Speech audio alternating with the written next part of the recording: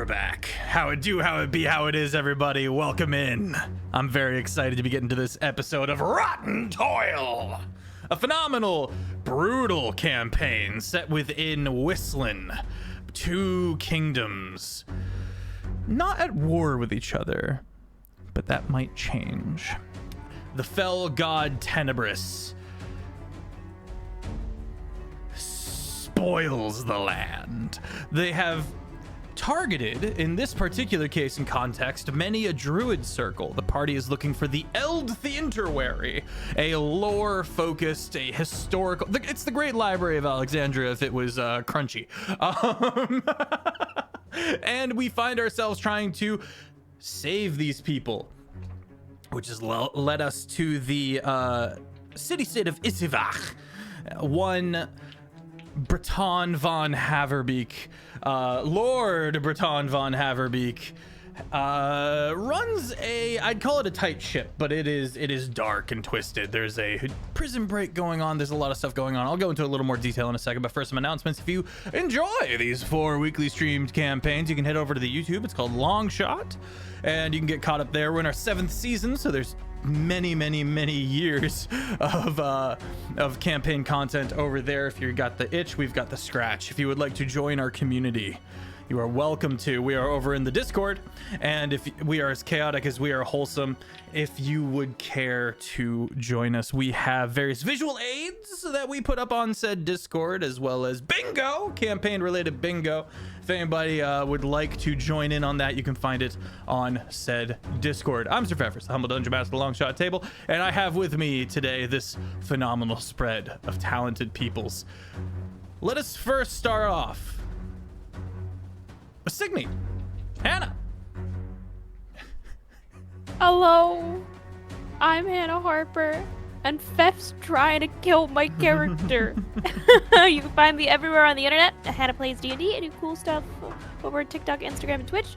And Cygni's a little frightened. Just came to face with something that has an eye in a place it shouldn't be, and I am frankly worried for her. I'll throw it on over to Jet. Yo, what up? I'm Pingu, or Jet, also known as Cos.Pingu across the interwebs. You can find me on Tales Guild over on Tuesdays playing as my Stargirl Astra. You can find me here on Thursdays playing as Lux, who's doing heckin' concerned for Cygni, actually. I'm sure this session will be very friendly and kind to the whole party, especially Cygni.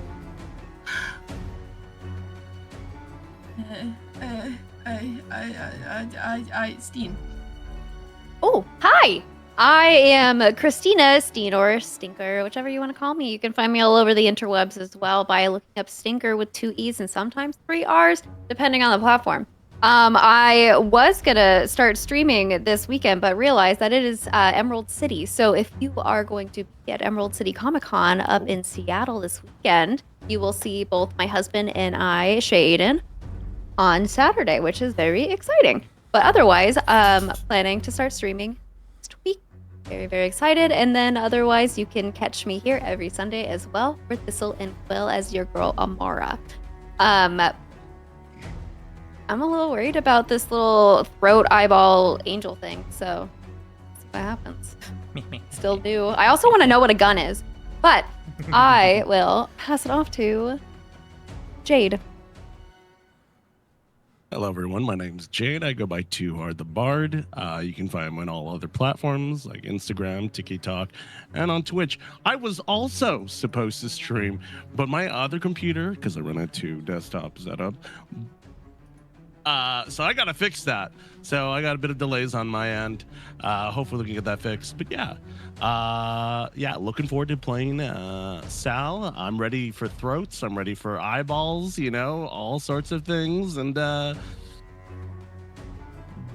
is it just me? Are we just getting more people with white hair? Do I need to join in? Like, what Hey, the hell? I'm just it's saying. half black too.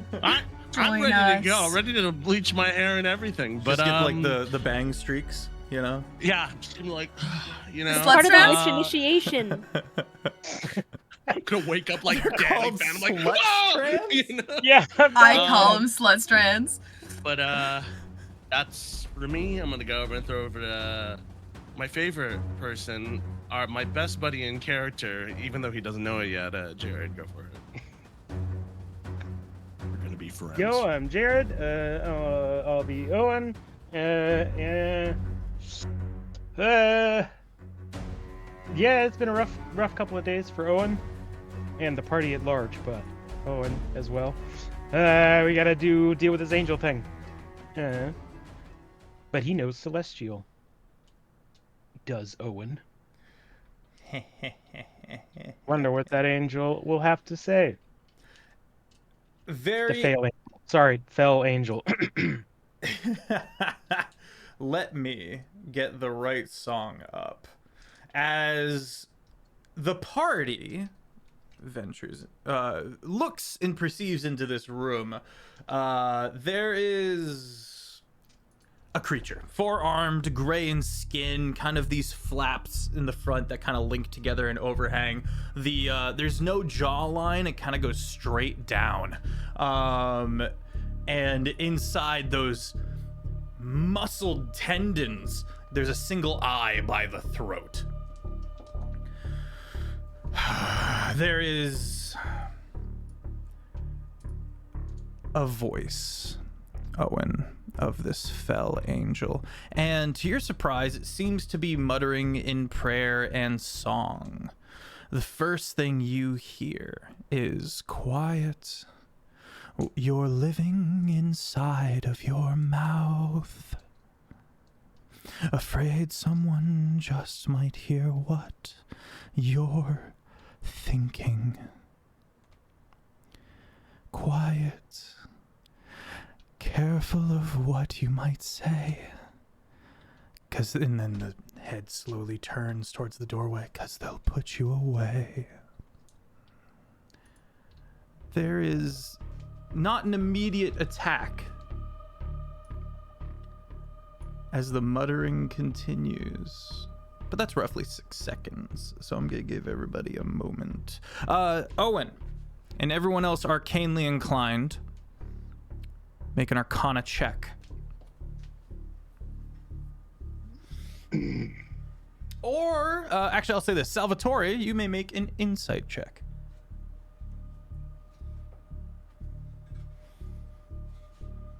22. 22 is amazing. A really thick 6. 18. Damn. 11. Owen. Oh, I just realized what I said. It's okay, we'll move on. Yeah. Let me get out my real dice here. D&D Beyond is not working.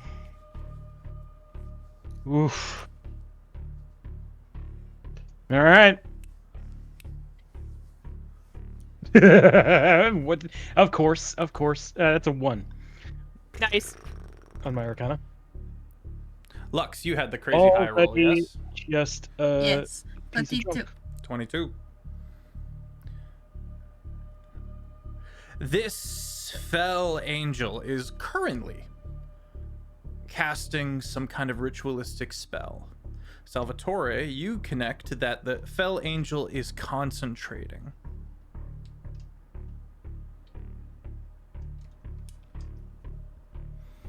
The room itself is filled with cultic paraphernalia. You can see strange runes written in blood along the walls. You can see a few individuals on the floor. They've been swaddled in strange wraps. This cloth with the same blood runes kind of stained across. You can't see the individuals. They're fully almost mummified. But they sit on the floor back permanently arched, twitching.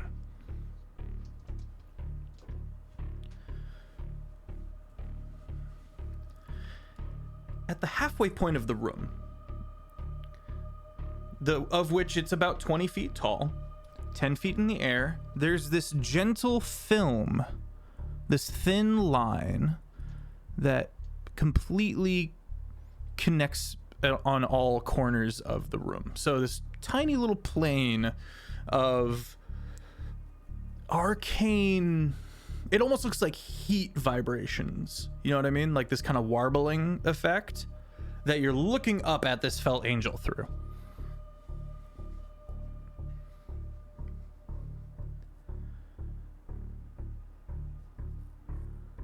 Salvatore. Is it hostile?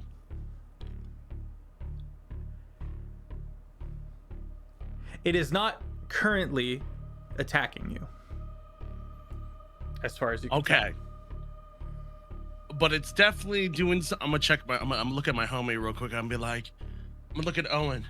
What's Owen's vibes? Does Owen feel threatened? Is I mean, it's not attacking us, so my sword isn't going to prevent a surprise round. and your weapon of alarm would be going off. Okay, yeah. If it's off, then it's out. So, yeah. That Yeah, that I'm shooting it. bright tone in your head fills your mind.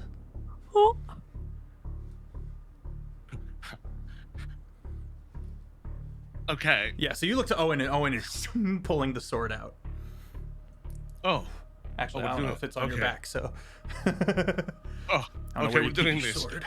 Okay. Yeah, it's a great sword, so it pretty much has to be Yeah. on my back. Around. So you have to do like the tilt it up from behind and then. Well, I feel like I got the sheath that's like a half sheath, you know, so you Ah, lift yeah. and then Hell pull it yeah. out, you know, so it's Respectable. not like full draw, right? I'm shooting Respectable. it. All right. Well, then we're gonna roll initiative. Salvatore, you get one shot off. You take out this massive gun that is the size that is as tall as you if you were putting the stock to the floor, and you look at Owen and you go, okay, and you and Oh, we're doing this today. Salvatore, Yeah. make a dex save. Why you hate me like that? I mean, that's fair. Is it though. Like, hatred? I won't. Oh, this is love. Is it love? Okay, that's gonna be a 16. 16. Okay. You are surprised by just how much kickback this gun has, and you are moved backward 1 foot. You're Okay. The shot is quite loud, and as that sound rips through the city state, echoing off of the walls and the like, the creature seems to react from the sound. What'd you get to hit?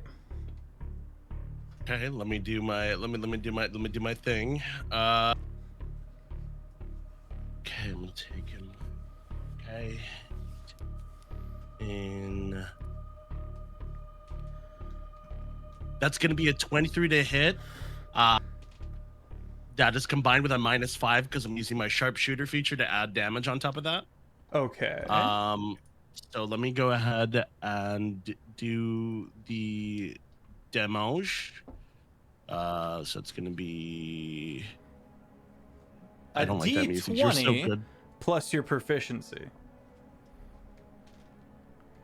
Okay, That's not that is going to be a dirty 20 plus 10, so that's 30 damage. How much? Sorry, 30. Yep, 30 damage. The 20 is the from the gun itself, because it's 17 plus my proficiency, which is 3, plus the 10 from the sharpshooter feature, so 30 damage in total. Excellent, fair.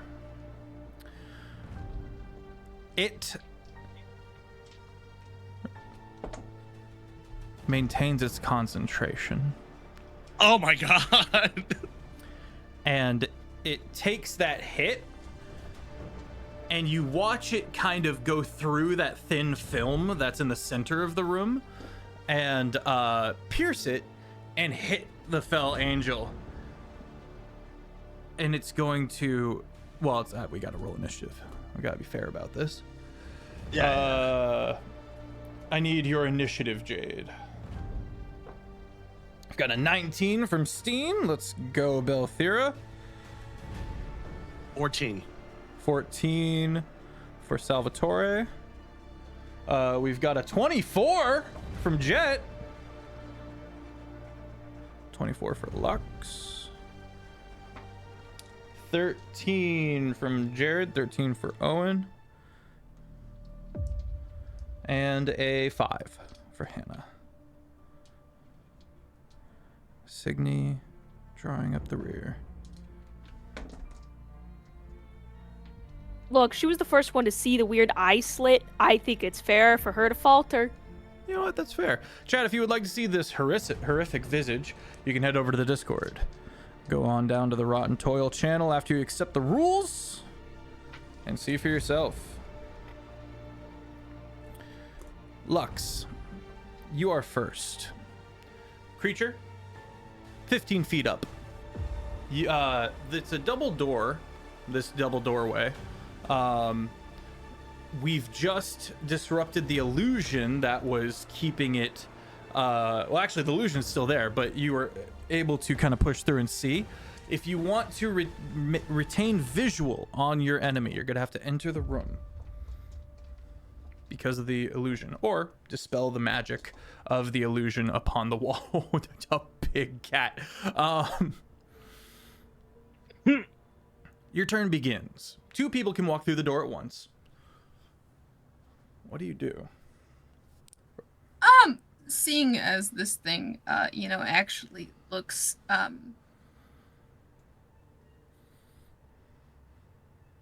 like a worthy opponent. Sure, we'll use that term. I'm gonna use something that I haven't done in a while. I'm gonna use my bonus action to, Hexblade curse that bitch. Oh, good one. Yeah. So, yeah, cool. And then I'm, for shits and giggles, I'm gonna hit it with the Finger of Death. Okay. Yeah. Finger So I need a con save from it. So are you walking into the room then? Yes. Okay. Oh no. But yes. Con save. 17. 12 plus 5. Meets it. You cast the spell and the throat eye looks over to you and it whispers, alone in a world with millions of souls walking in circles, trapped in their dreams, unhealthy, unclean, walking in circles. Do not disturb. Scream in silence. Everyone's sleeping.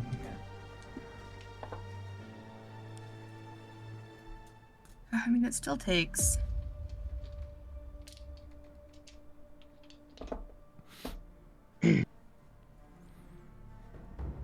Plus.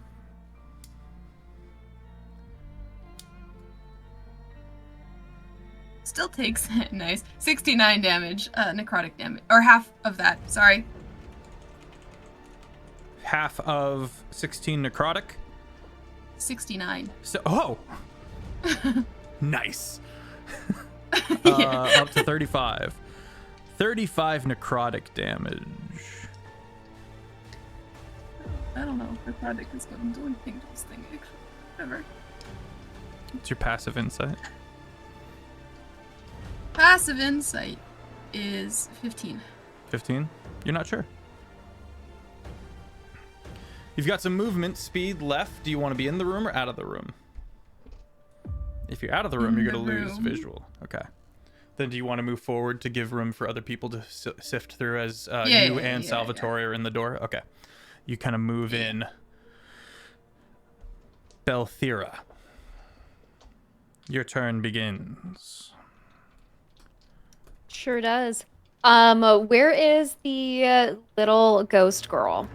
Little girl, ghost girl, at the sight of the fell angel and its words, disapparates in fear, disappearing. You can hear little tippy taps of almost bare feet, kind of farther away. Okay. You hear? So then in that case,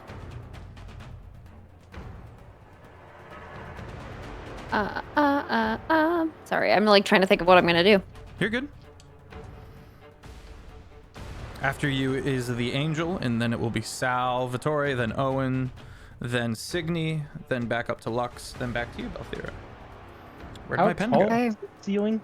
20 feet. The creature is a medium-sized creature, so it in itself is roughly Okay. 5. So it's 15 feet up. Not too bad. I am going Ooh, to. actually.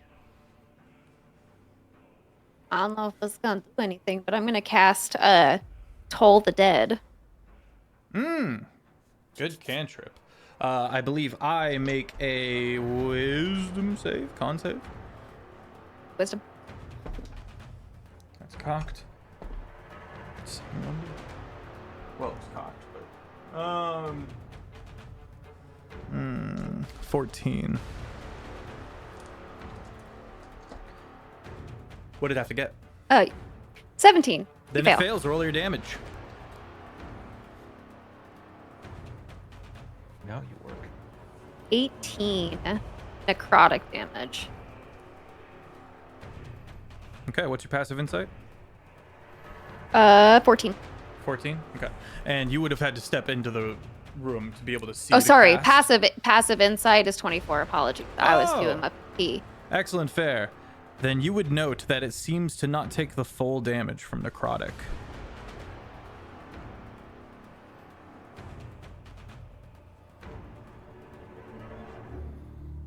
Okay, that was your action. You move into the room, yes? Yes, I will move into the room, but I'm going to attempt to see if there's some place that I can hide with like cover. Or not necessarily hide, but like get behind cover. Okay. Is there anything that I can go behind? You could flip a table and hide behind that. Okay. You crouch down behind the table, taking we're gonna say quarter cover because it's above, and you realize you've had to step over one of these enlinened entities, one of these people that's wrapped up, and as you crouch down, you look and there's one just like looking at you, like. All right. Okay. My turn. Sorry, bonus action. Do you have any bonus actions in the pocket you would like to do? Bonus action. Not at this particular moment. Okay. Okay. The creature, the fell angel, is going to gently aloft or descend towards the party. And when it hits that thin membrane that's floating in the center, it kind of pushes into it like a sheet. And that thin membrane just slowly drapes around the fell angel as it now floats in the center of the room 5 feet off the ground. Alone in a world with millions of souls walking in circles. You hear a pained laughter kind of emanating from within the room, not from any of these entities on the ground that's swaddled up, not from the fell angel, just kind of this gibbering giggle.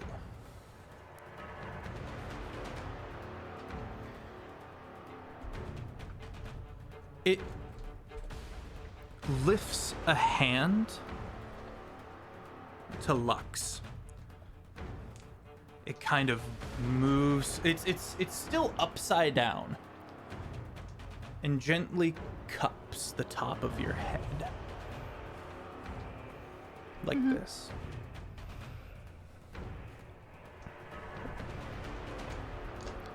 Make a wisdom save as it casts Cause Fear. Damn it, that's on attack roll. We'll get to that. I had a cool thing. Oh. 9. Wait, I have. No. You have inspo. Oh, that's fine. I could. Yeah, you know what? Fuck it. I'll burn my inspo. Otherwise, I'll forget about it. Okay. Yep. Run it back.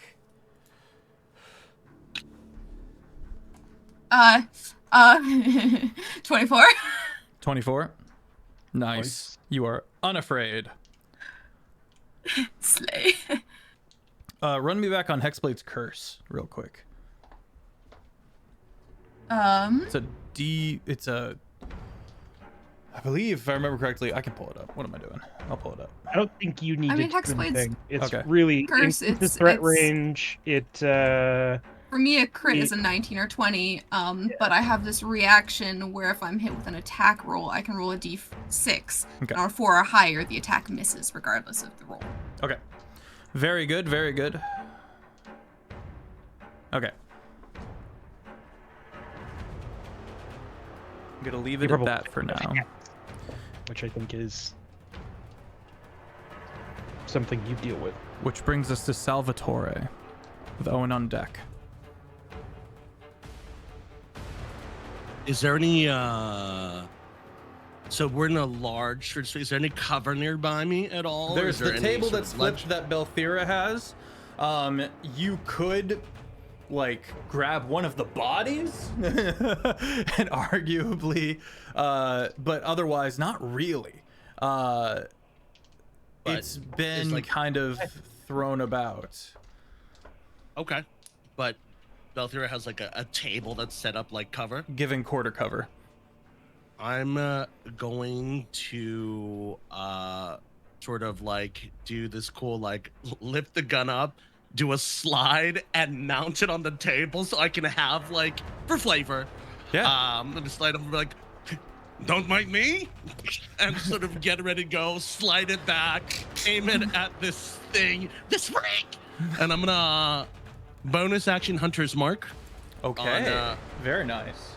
this thing. I'm gonna go ahead and also enact my sharpshooter feature. So that's gonna be a -5, but I have a +10 to hit, so I add a +5 to my roll. Okay. Okay, that's disgusting. They're cooking. They're cooking. So that is gonna be a dirty 20 to hit for the first shot. Oh boy, let's go. That hits. Okay. So I'm gonna go ahead and add a +10 to my hit automatically, plus my Hunter's Mark, plus my Colossus Slayer, because that it apply has here? taken damage from.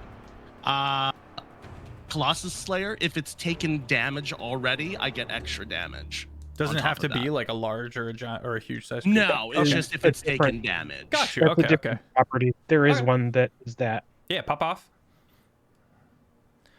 What does it look like? Okay.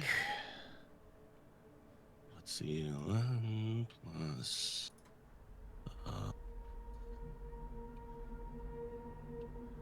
It's gonna be 14 plus 10. That's gonna be 24. And then I'm gonna calculate my Hunter's Mark. And then I'm gonna go ahead and calculate my Colossus Slayer. So just give me one moment to do that.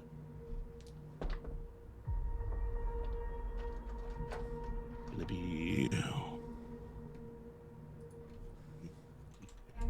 1d6. That's pretty bad. That's going to be 24 plus 3. So that's going to be 27 for my first shot. 27 for the first shot hits, or 27 Okay. damage. Sorry. 27 damage. I'm going to go ahead and shoot a second Magical time. piercing. Okay. Yeah. massive That is going to be shell. Bing! Comes out the side of the gun. 25 to hit. 25 hits. Okay. That is going to be 18 magical piercing. Okay. The second one. Special feature action surge. Nice. Real quick. On that 27 damage, that first hit, Yeah. the creature uses Fell Rebuke. Make a dex save. Oh God. Okay. That's a 16. 16 succeeds. You take half damage of 6d10. Oh God. Did you bad? Oh, right. I forgot about your health pool. I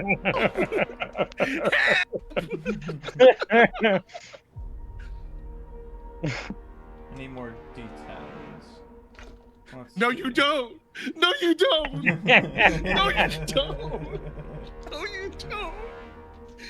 But they're This is so so pretty. No, they are pretty. They're gorgeous, Vivian. But please, I like life. Please.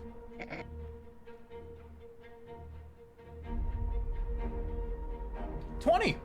You take half of 20 thank force God. damage. Okay. I think. What does it look like? Does that Rebecca's like? Does it? What does it look like when it hits me? That first shot blows a hole open in the side of it, like where the neck meets the shoulder, and from within that hole you hear fell celestial curses directed at you. For cool factor and the fact that it probably hurts a lot, I like to think that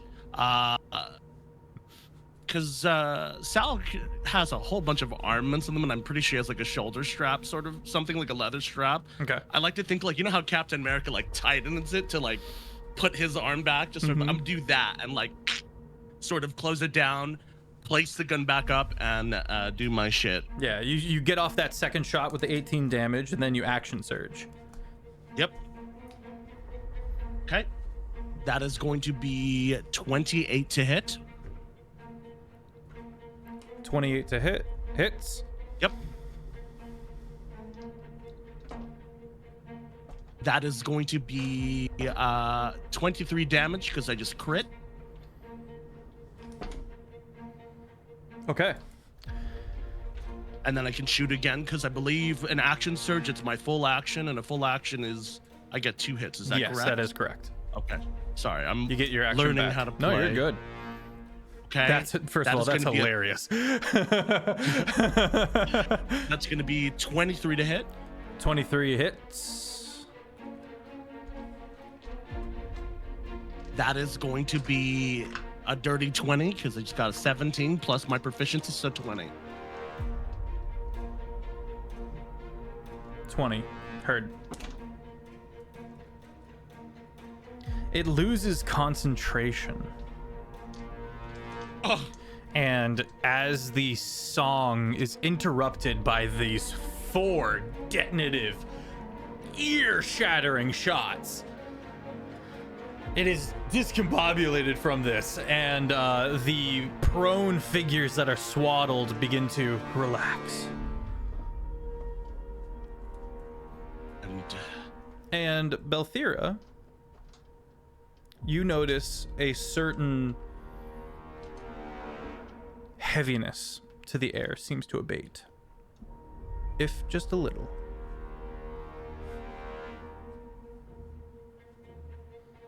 Okay.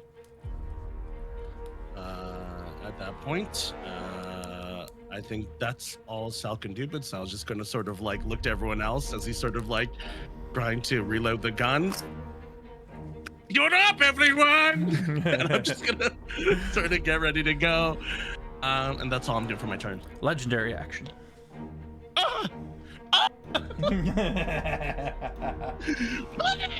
Excuse me? Yeah. Help! But no. I need everyone in the room to make for me, as the various tendons shift and pry and the muscles grow lax or taut respectively, the various folds and plates over the face shift and move, which leaves this discordant noise. You couldn't hear that. I have the gate on. It was a good one too. There we go.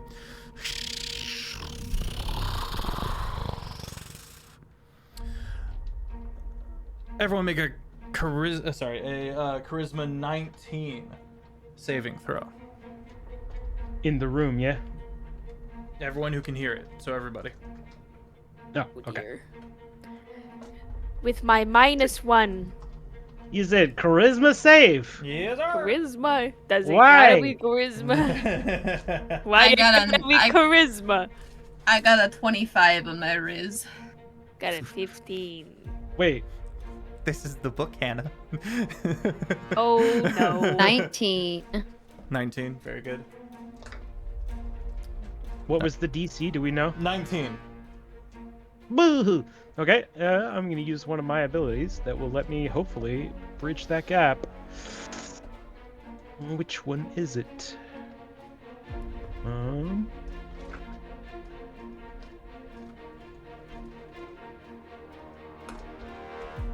There we go. Indomitable. If I fail a saving throw, I can re-roll it with a +13 bonus. Nice. DM Yes, Jade. 0. And now it doesn't want to work. Okay, well, I'll just freaking roll it myself then. Is Hexblade's curse concentration? Alright. No. 26. It's not a spell, it is a class feature. Heard. Thank you. Everyone who succeeded is gonna take no damage. Everyone who failed takes 2d12 force. 13 force damage. As the thin layer of this kind of shimmering energy kind of blasts apart.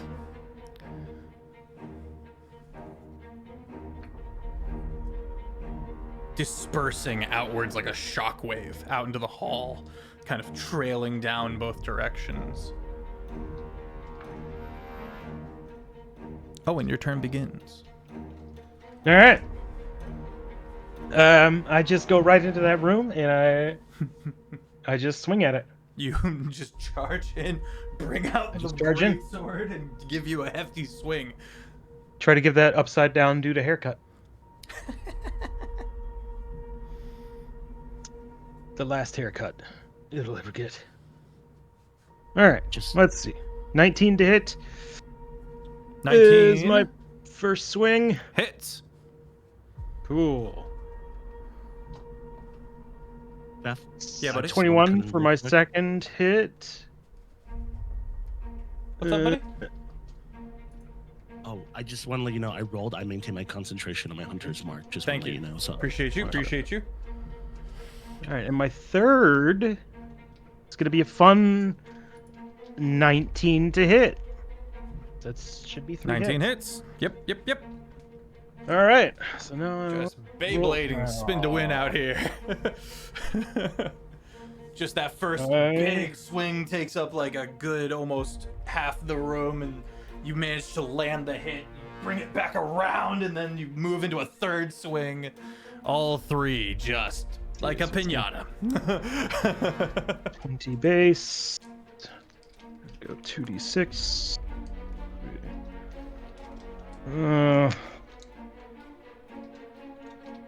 Okay, that's not ideal. And then the third, I need some d10 because my third attack was actually the chill touch. Ooh, thank you, chat, for the 19 HP.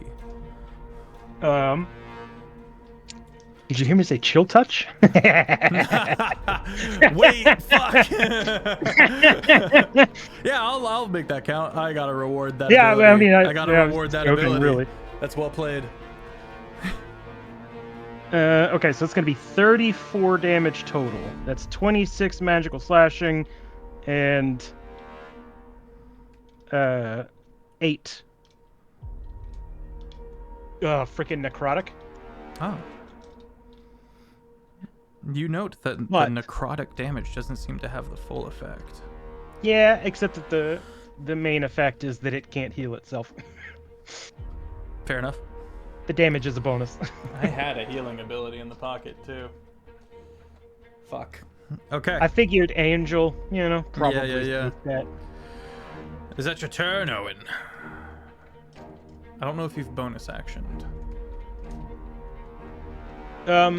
I haven't, but I don't think I really have any bonus actions that I want to do right now. Yeah, I'm good. Okay. Hannah? Right. Cygni's gonna look up to this absolute freak and is going to bonus action grappling vine. It's hovering, right? It is. Mm-hmm. How high? 10 feet. Sorry, 5 feet off Then the it can- ground. 5 feet Then off it the can ground. get it, because Okay. it can reach up to 30 feet. I just wanted to make sure it wasn't like middle of the room sort of sick. Yeah. Alright, cool. Let's give it a go. From in between the bricks and the mortar, plant life, flora, reaches up to entangle the fell 19 plus angel. 9. That hit. hits with a 28. Yippee! Alright, cool. That's great. So it is now grappled, which is great, until its turn where I can try and get out of it. It will also take 14 bludgeoning damage. It seems to take half of the non-magical bludgeoning damage. Does it count as non-magical even if it's a spell? Oh. I mean, I feel like it's. I can see an argument both ways. I will I defer assume- to you. I'll allow it. Hmm. We'll do the full 14. Magic, and we'll call it magical bludgeoning. Right. Okay. And then I'm just going to, because I'm going to have to maintain concentration on that, I'm going to use my sling, just to give it a thwack. That's 15 kind of plus metal. 8, That hits. like David and 23. Goliath. Not going to be a lot of damage, but it will make a point. You are and that's taller really than why this we're creature. here. So it's not so much a sling as it more of a whack. Yeah. You walk in and you're like, oh, bang! Just a hammer fist of a slingshot. Just 6 non-magical bludgeoning damage, just to make sure that I 3 bludgeoning damage. keep those vines up. Okay. Yeah, that's me. Legendary action. What? It gently spins and continues its song once again. And the figures continue to go prone. Or to continue to go back to arching their backs. You can't see any of their features. And they start to burble in their in the noises they're making. Top of the round. Lux.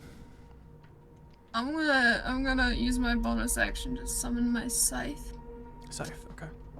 and then I'm I'm so sorry.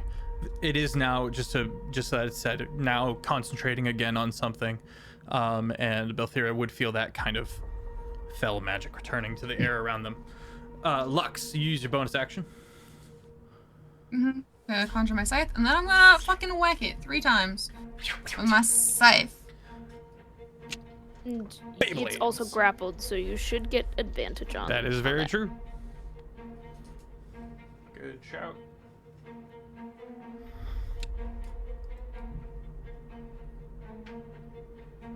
Okay. And guys.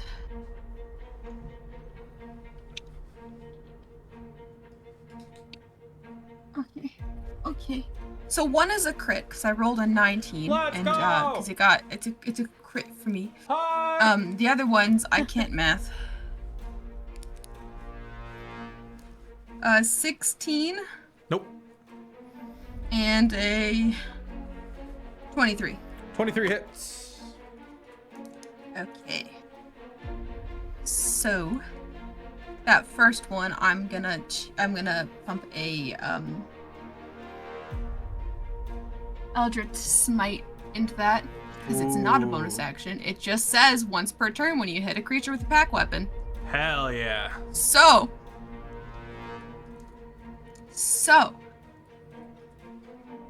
Fuck. It's gonna be a lot of dice. Oh fuck. That's a lot of dice. Give me a second. I gotta.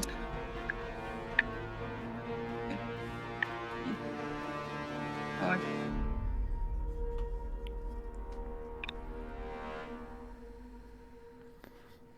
5, 6.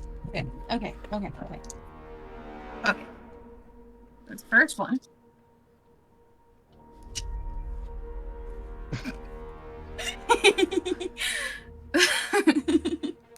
Sorry. You're good. There's so much serotonin from that.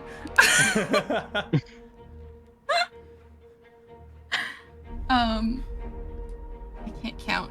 Where's the words? I do have a calculator for this reason specifically. You're good. Then.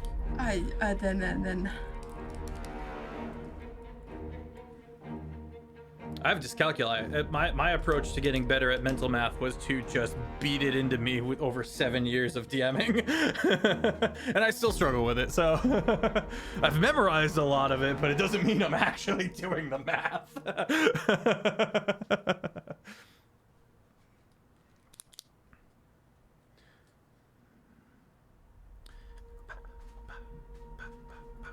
Chat. Let's see. What shall this? Oh, hell yeah. This episode is definitely not sponsored by Yogis.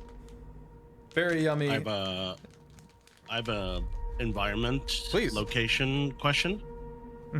How far would you say the bodies are in close proximity to this fell angel? 20 feet. You and Belthira are 15 feet away from the fell angel. And Cygni's within 5 feet of this. How far is Yes. Cygni? Cygni, 5 feet? I believe, would have had to. Oh, okay. Cygni, you would have had to walk in to see to cast. Where did you end your turn? I mean, my casting distance and my sling all have a range of like 60 feet. Okay. So I would have been as far the fuck away from this thing as possible, frankly. Then you are 20 feet just through the door illusion. Great. Okay. 14 psychic and 64 force. It takes 28 psychic damage.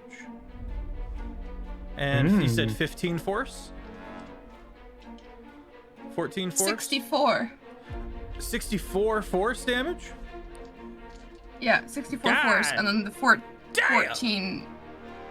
14 was the psychic, Okay. Fuck. Well done. and then And the rest of The us go other- the other- home? Like, the other one is 13. 13 psychic. 26 psychic damage. Yeah, you see it is affected That's it too. demonstrably by the psychic damage as it writhes within the binds. That was fun. Hell yeah. I'm going to roll for concentration. 3 Please do. times. Thank you, Cygni, for advantage. It loses concentration once again.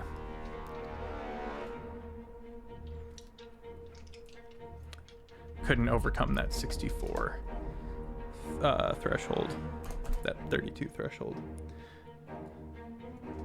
Okay. Is that your turn? Yes, that's my turn. Belthira.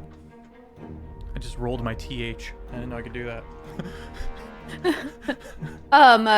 Well, you're not gonna regain concentration ever, because I'm gonna cast silence.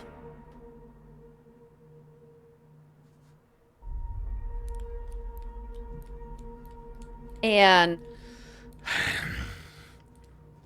I'm going to pull out my flail, hop over the table, and I am going to attack. I'm sorry. Yeah, silently, just over you go. Bang! Start swinging.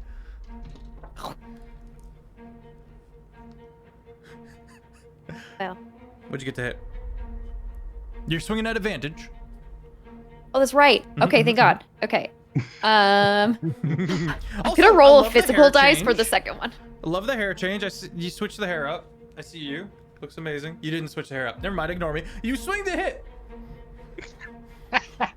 I straightened it. The 16. 16 does not hit. Okay. Or rather, it hits, and you but just see that it doesn't really have any effect as the various That's kind of enough. underplatings and arcanely. Did you also roll with advantage because it's still grappled? Yeah, I brought it up. Okay. I got you. Yeah, I did the first roll like in the app, and then I did the second roll physically. Fortunate. Guys, I got old school Um, letters for my birthday. Sorry, I'm sorry. I'm just ADHD. Dude. They're from my sister. She got a little wax stamp thing, and she has a little K on it. It's great. Sorry. I can only like hit once, yeah? I believe so. It would say think your so. attacks at Attacks per action Yeah, one, what kind of cleric are you, subclass wise? Death domain. Yeah, I'm pretty sure you've only got the one swing. I think War Yep, and I do. Tempest, maybe Forge clerics get an additional swing Yeah. later levels. Yeah, Tempest and Yes. yeah, War Clerks. Yeah, that's a bonus action hit. Yeah, not Ah, clerics. Jay's over here still learning the game. One of the most proficient people I've ever met when it comes to D&D.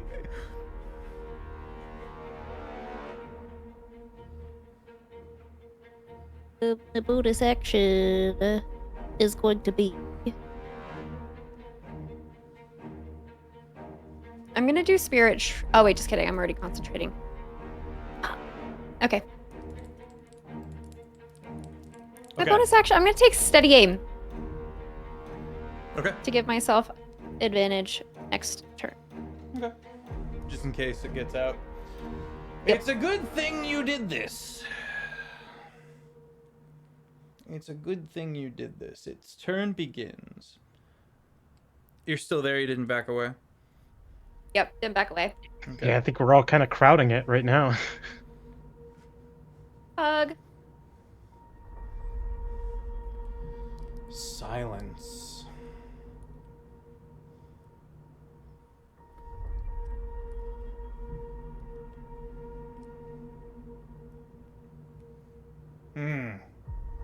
The silence is really causing me some problems here. Whew, let me look at everyone's passive perception real quick. No reason.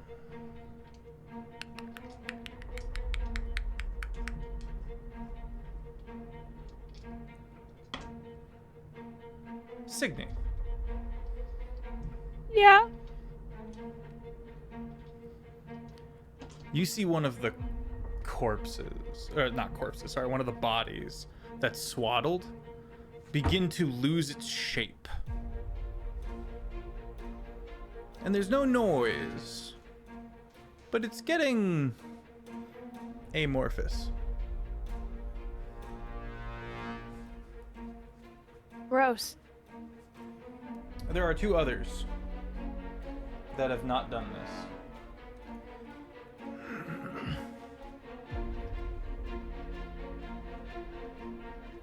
It's going to first use its bonus action to subtle cast Misty Step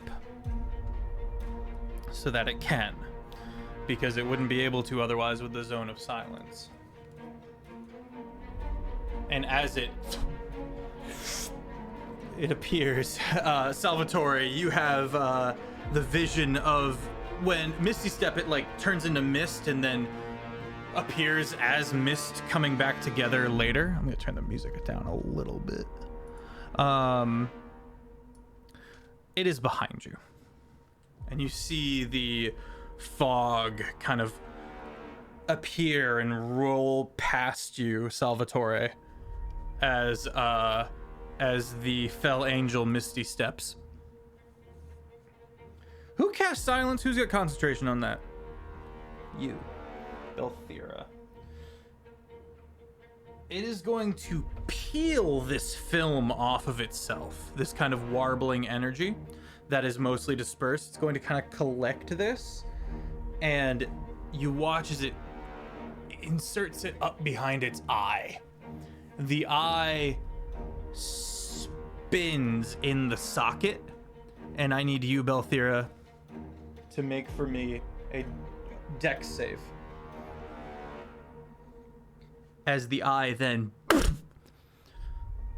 blasts with this warbled energy in this kind of straight line, almost like a breath attack. 5. Okay. Go ahead and make your, well, I'm gonna give you the damage first, don't I?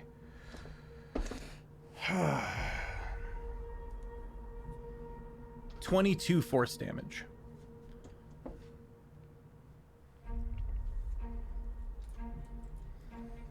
Which means you make a con save, and you have to roll over 11. Checking with everybody else, the con save, it's the half the damage if over 10.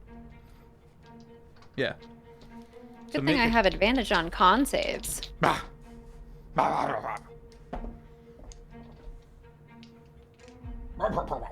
18. 18. Okay. Then you retain concentration. This upsets the fell angel, but it is not beyond giving more attention to the other party members as a barbed.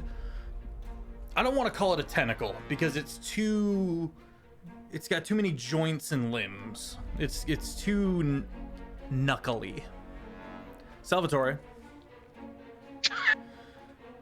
like Velcro, wraps around, well, he's gonna try to wrap around your eyes and then pull.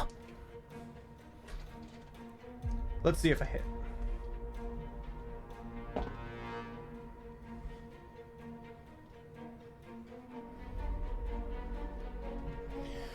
$26 to hit. That hits. You are blinded. And you take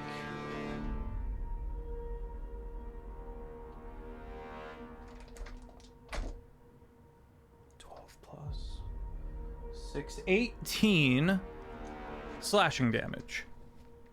As all of the top layer of flesh right here is just cheese grated away from you. That's fine. Okay. Ow. Excellent, Well, fair. first off, No, you can be brave. no. Your turn begins. Jade is Sal. Blade. Jade is brave. Not this guy.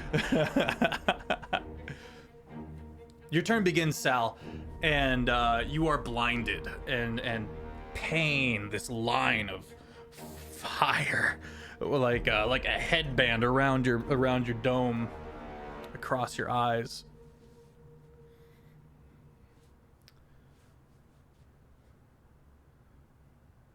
It's still, last I saw it was in front of me, correct? It is behind you. It misty stepped. Last you saw it was that it misty stepped behind you, did some stuff, and then blinded you by ripping all the flesh away. I'm gonna go, face. even though it is within 5 feet. I'd assume it's near me. I'm gonna try and shoot it anyway. I'm gonna have to roll a disadvantage. Okay. You don't. Well, yeah, you're blind, so yes. But generally, if you were like within melee distance, you do not roll a disadvantage with a gun. Yeah, but But I took your eyes. My fucking eyes. I took my eyes. I'm gonna have to shoot you now. Roll a disadvantage. I'm gonna use my gunner feature. Yeah, there's still the silence pervading. Yeah. There's still the silence pervading about, but but the party watches as Salvatore recoils and just turns the gun in the direction that they think the angel is, and just bang! No sound, but bright flash. Does a 19 hit? That's a disadvantage. 19 hits, baby! Let's go! Okay. For everyone else, real quick, Cygni, Belthira, Owan, Lux, there are words in the shadow of the fell angel. It says, as above, so below, as hither, so thither.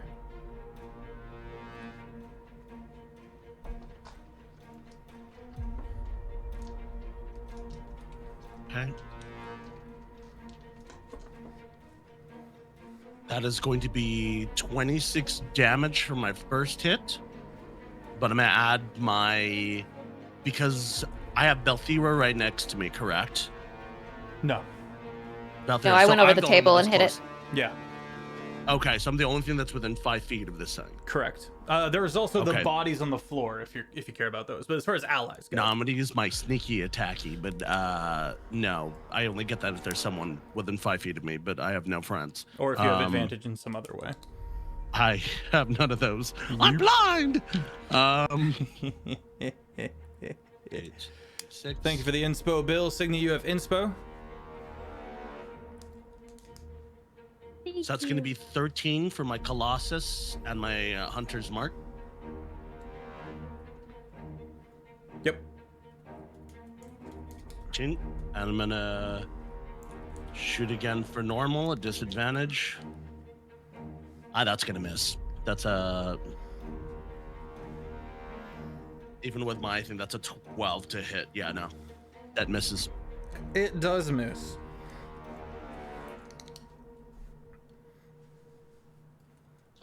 And let's see, what else can I do?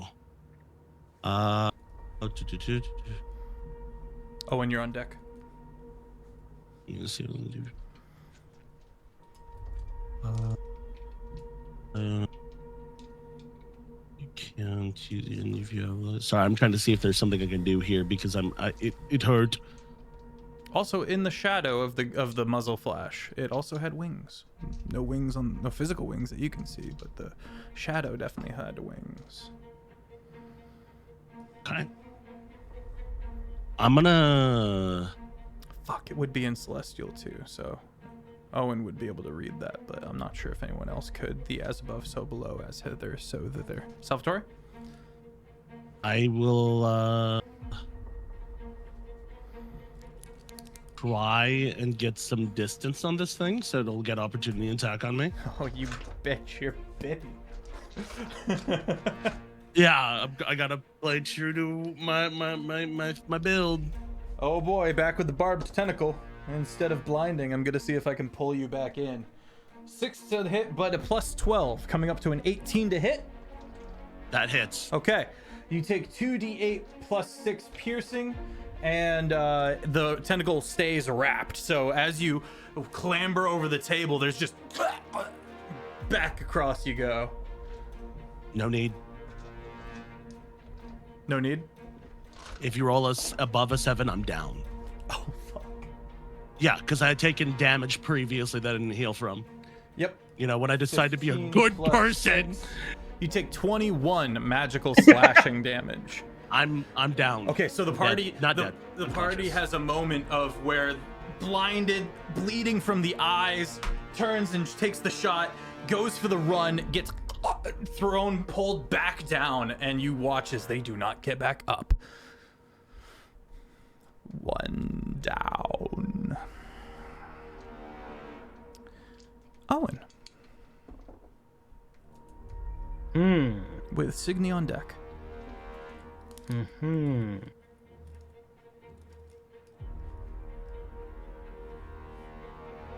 It's still. Is it hovering still? Technically, but it's on the ground now, behind the table. Okay. It's technically doing the like Superman toes pointed down kind of thing. Sure. Like a quarter inch off the ground.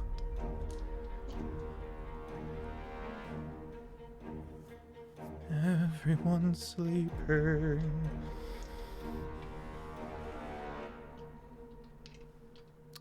Where are my doodads? While you're chewing on that, Salvatore, if you're not up by the time we come back around to you, I'm going to ask you for a cherished memory. And then I'll be asking you to make a death save, which will stay between us.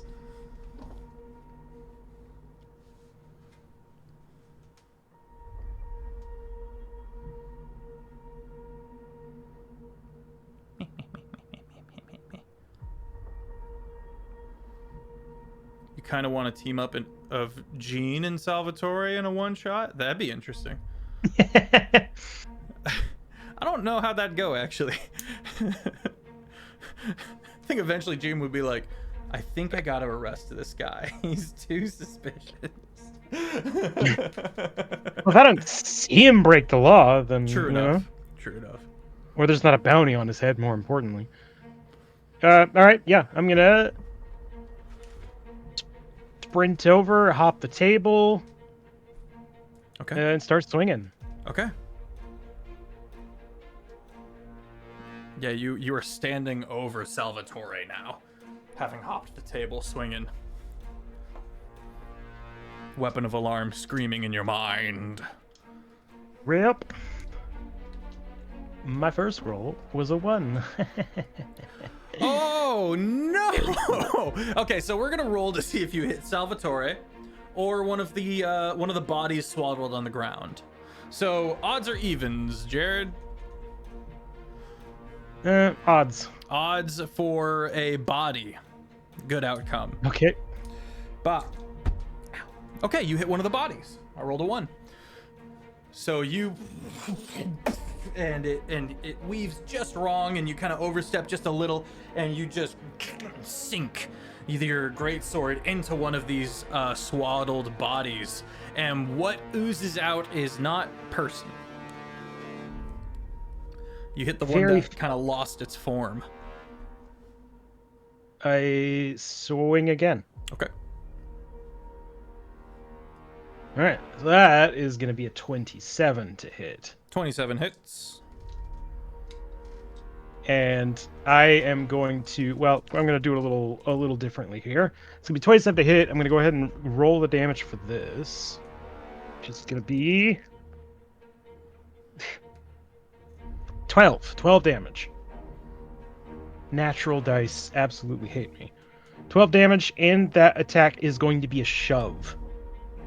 Okay. The Tactical Master, I forget what they named it now. The ability names for fighter now are real confusing. Yeah, Slam push, it up. technically, Yeah, a push. It 10 feet. goes back 10 feet and hits the back wall. And then I'm going to close again the rest of the way. Before you do that, I need you Okay. to roll damage on the rising gibbering mouther. that you I hit. totally did that on purpose, by the way. 2. Again, that's 2 1s on the damage dice twice in a row. So 12 damage on the Let's mouther? get some. Yeah, so it's going to be 12 damage on the mouther.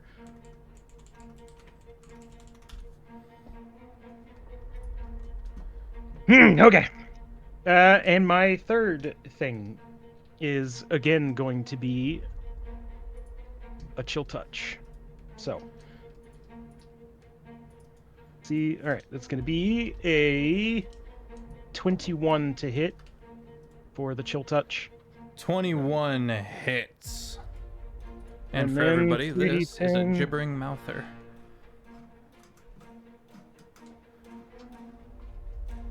Ah, so fun. Alright, that's better on the damage. Okay, so it's gonna be 16 damage from the chill touch. Which 16 damage from the chill necrotic. touch. Necrotic, so it's gonna take 8. Okay. Is that your turn? Yep. Okay. Cygni. We're gonna use some healing charges. First and foremost, let's get people up. Okay. Yeah, I'm gonna do a mass cure wounds. So everyone is going to get. Ooh, that's not the greatest. Hold on. Does that read? Only 20 points, but 20 points for everybody. Nice. Oh, heck yeah. 20 points of healing for everybody, Salvatore. What happened? You're still blind. You are, however, Blind. I and probably can't- mute. So if I use the charges on my staff, does that still mean that I can cast spells? I believe the spell casting still requires vocation. Go ahead and take a look if the spell has a little V on it. 3. It does. Never mind. It's fine. Instead, I will. Oh, Salvatore, you're back down. Then the Sphere of Silence isn't gonna be that huge, right? It fills the room and then some. So the Zone of Silence is pretty big. Oh, holy crap. Okay. And the room's not that I thought big. it Yeah. Unfortunately, that really sucks. Uh, All right. Cool. Yeah. Instead, I will. Is there anything? Is it there? really that big? In which case, I'm gonna have to take back that chill touch. Oh, fuck, you're right. I didn't realize it filled the room. I thought it was like a 10-foot sphere. I shall pull it up. It's a 20-foot sphere. Okay, it's 20 feet. The room is 30 feet. So I will say that the healing can go off and the chill touch. We just Hey, gotta yeah. kind of like hit the walls. Sure? Yeah, Okay. yeah, I'm totally fine with it. You just kind of hit the walls to be able to do what you're doing. Pressed up against the wall, like, Salvatore, get up! Salvatore, and then- you uppies. You uppies. And then I'm gonna hidden step as well. Okay. Ooh. Just gonna have existence. All right. That's where we're gonna grab our first break. We'll come back with the gibbering mouther, and then to the top of the round. BRB. Everyone, take your meds, drink water, do a little stretch, high five your cat. I don't know. BRB. We return. Pop, pop. Okay. From the swaddling remains of whatever poor soul was in those linens, burbles a muted, gibbering mouther. An unseemly ooze of a kind with many eyes and many teeth.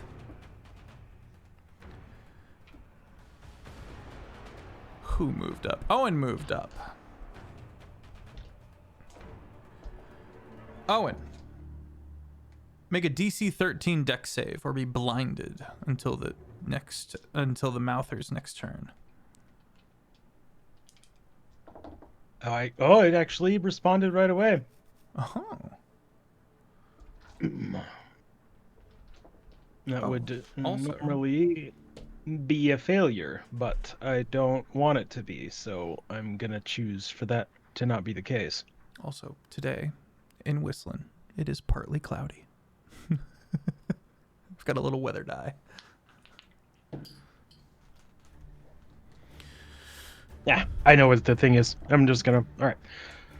DC Let me 13 deck re-roll that. save. My first 26 again. My first roll failed, so I'm gonna burn my ability to re-roll a save. Okay.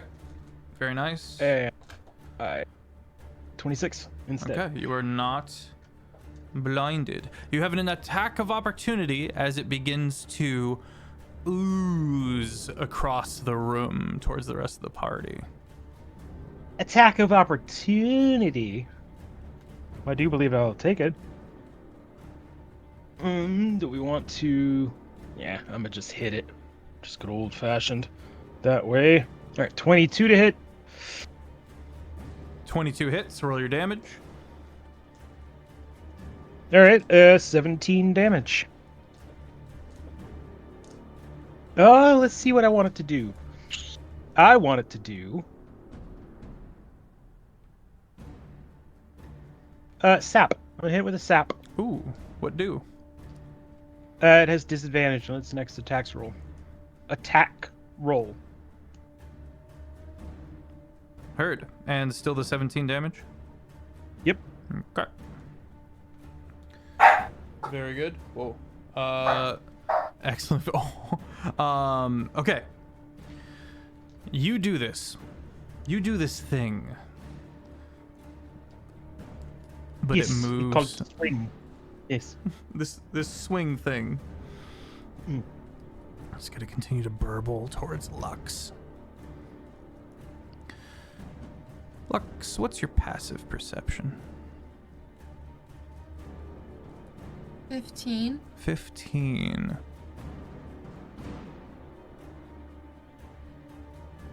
Make a history check for me real quick.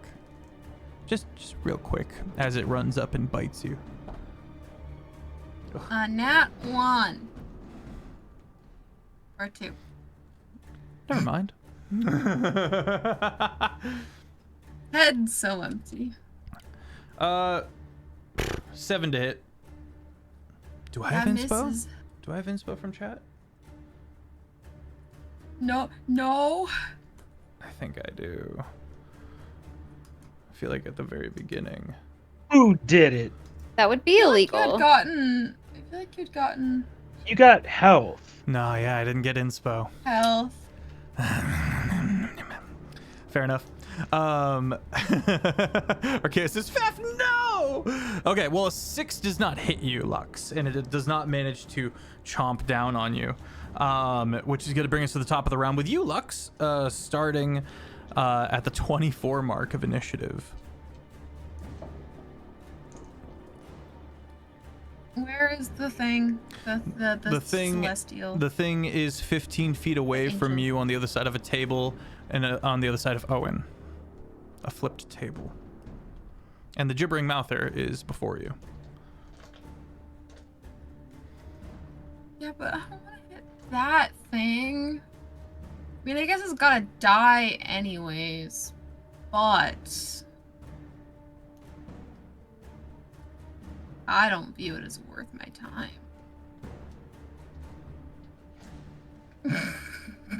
Comes down to positioning. But it's in the way, so she's gonna take 3 swings at it, I guess. Okay.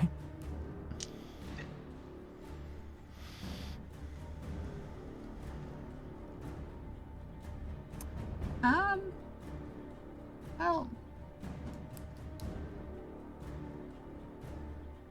11? 11 to hit. 11? Hits. 12. 12 hits. And 27. 27 hits. 3 hits. That is a massive bottle. I say a bottle. That looks like something you bring to the gym and use The tumbler. at the gym. Yeah.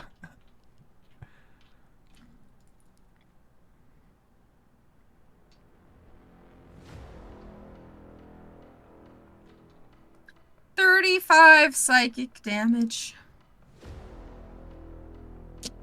Heard, chef. Okay. Wait, I also,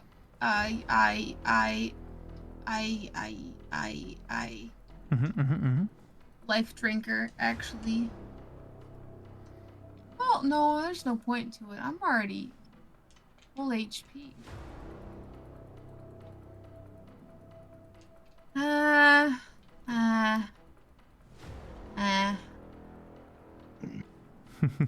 Yeah, that's me. Okay.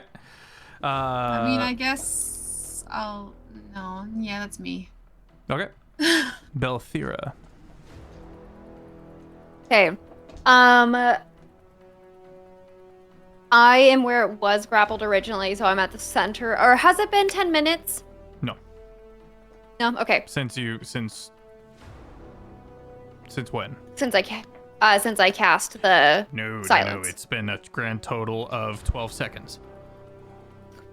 Cool. I'm gonna back up to the wall, Okay. so You I'm can out of hear? range of silence, Yeah, you can hear. and I'm going Go ahead. to cast Holy Word.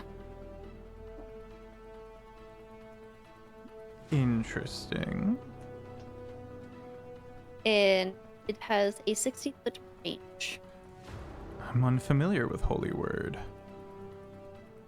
Holy Word, you mutter a word of the divine under your breath, being careful not to speak it any louder.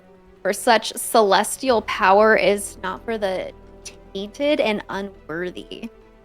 Make a ranged spell attack against the target. On a hit, the target takes 1d8 radiant damage. If you hit undead, fiend, fae, then its speed is reduced by 10 feet, and it cannot take reactions until the end of its next turn, and then it goes up 1d8 by level. So it'll be 3d8 of damage if Okay. I hit. Roll to hit.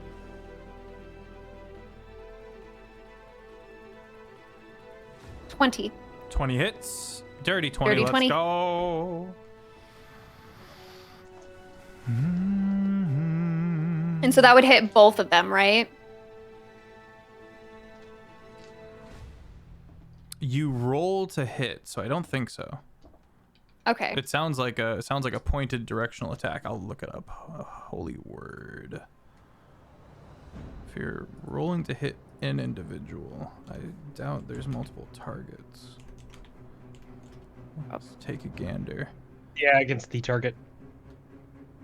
Yeah. Yeah, the target. Yep. Okay.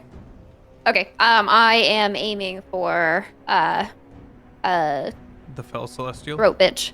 Okay. Yes. Throat pitch. Words. What'd you get to hit? They call me throat bitch. It was a dirty 20 to hit. More than we wanted to know hit. there. That's right. Thank you. Roll your damage. 24 radiant damage. 24 radiant damage. Very good. Does it take normal radiance It damage? does take normal radiant damage. Nice. Okay. Bonus action. Bonus action. I am going to go to bonus actions. I'm going to cast Mass Healing Word as a bonus action. Damn. We have another healer. Belthira knows words, guys. got the fucking Eldritch Dictionary. Oh wait, I don't have to use a spell slot since it's a bonus action, right? No, you definitely use a spell slot for it. It's whether or not you can. So Holy Word is yes. a cantrip. So yes, you may, as a bonus action, cast a leveled spell. Cool. Okay. Where'd it go? Assuming it is a bonus action of a spell cast. It is a bonus action. Then Yeah. yes. Okay. Oh. Everybody with can get 6 heals. 6. Heck yeah. Hup. 6. Hup.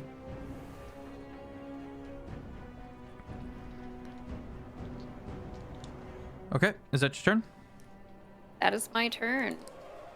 Or actually, I'm gonna move. Sorry, I'm gonna move up to the table. Okay. You are able to move around the room to avoid the gibbering mouth here, so you're not given an attack of opportunity. Because you were not in the range of attack of opportunity to begin with. It can be avoided.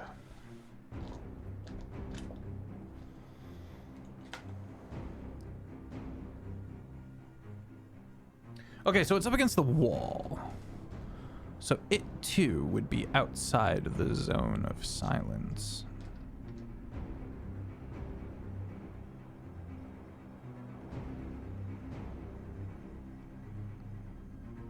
Yeah, something like that.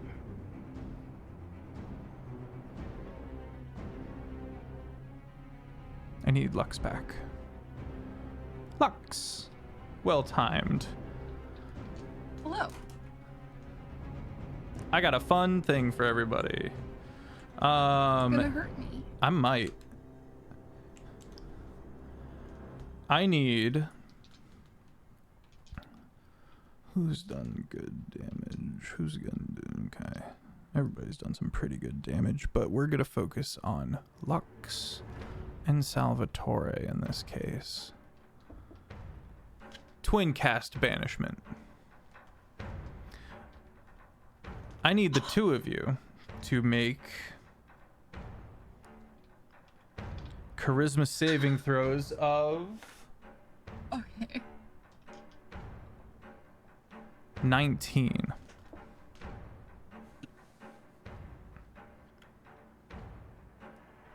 Nat 20 for 29. Whew.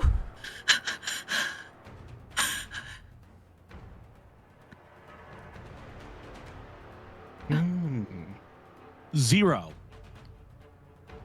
Early Pop is not from this place. Hey!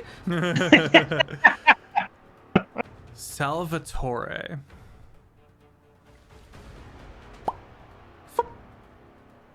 You slip away.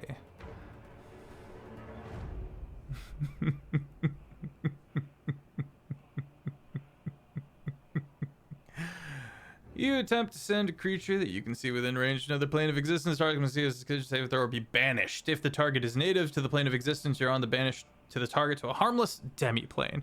Now, Salvatore. You've been here before.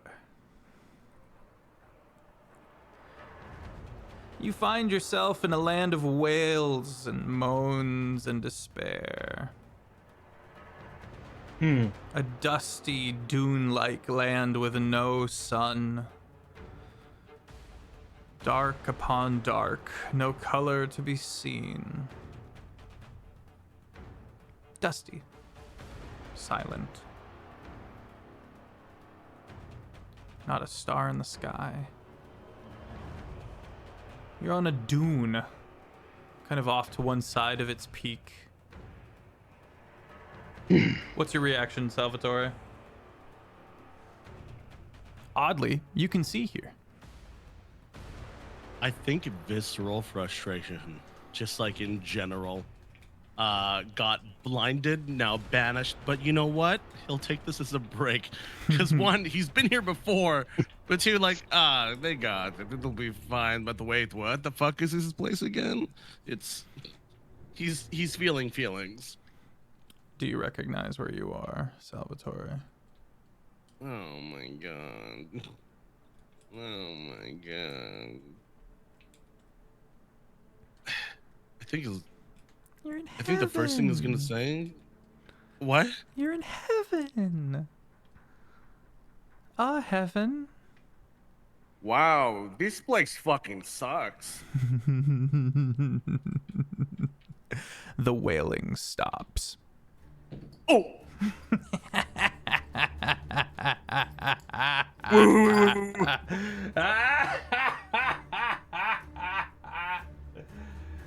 Owen,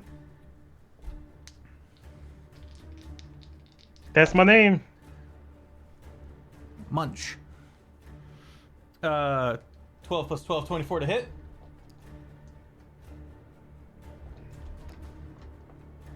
Yep, that'll hit. Okay.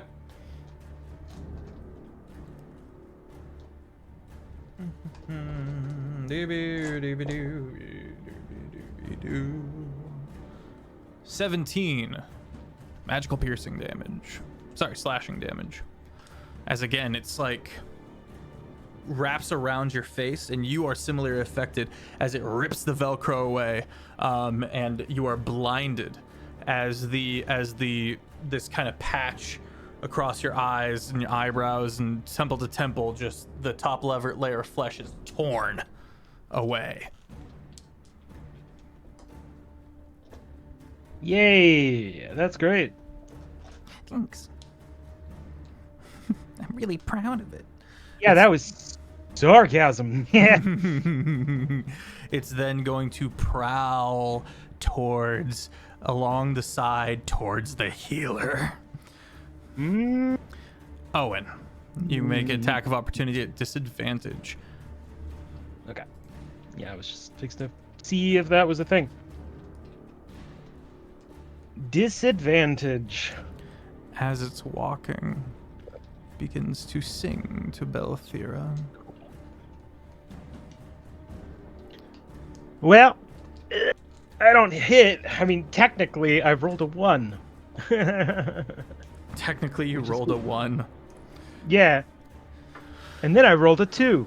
So, this is why I don't use regular dice. Well, there's no one left to swing on.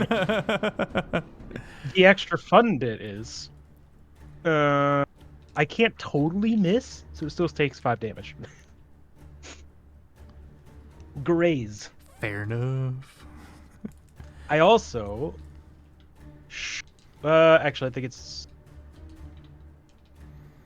I might have advantage on my next attack. Maybe not. Let me look at it. I've forgotten the specifics. Okay.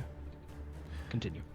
As it gently floats along the edge of the zone of silence, it says to Belthira, "A holy warrior to the most alien and useless god to be found.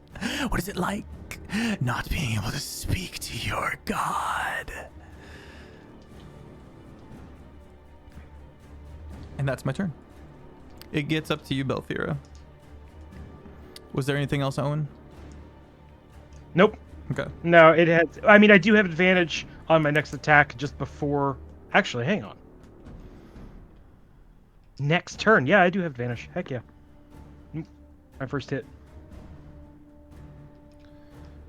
It doesn't say current turn. It says next turn.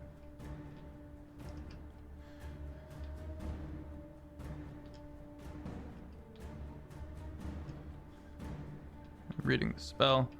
Okay. Sal, your turn begins. You can remake the saving throw to return. You can choose to fail. The DC is 19, Feff. Mm-hmm. I have a -1. So roll a 20. It's so easy. Just roll a 20. Okay. Yeah, here. 9. You discover as your turn begins that you are incapacitated.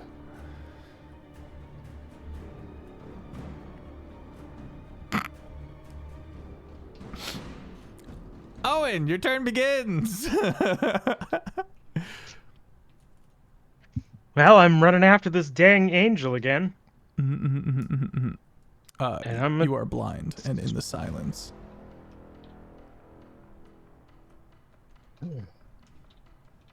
Do with that what you will. What's your passive perception? 14. 14? Yeah. That is true. I will not know where it is.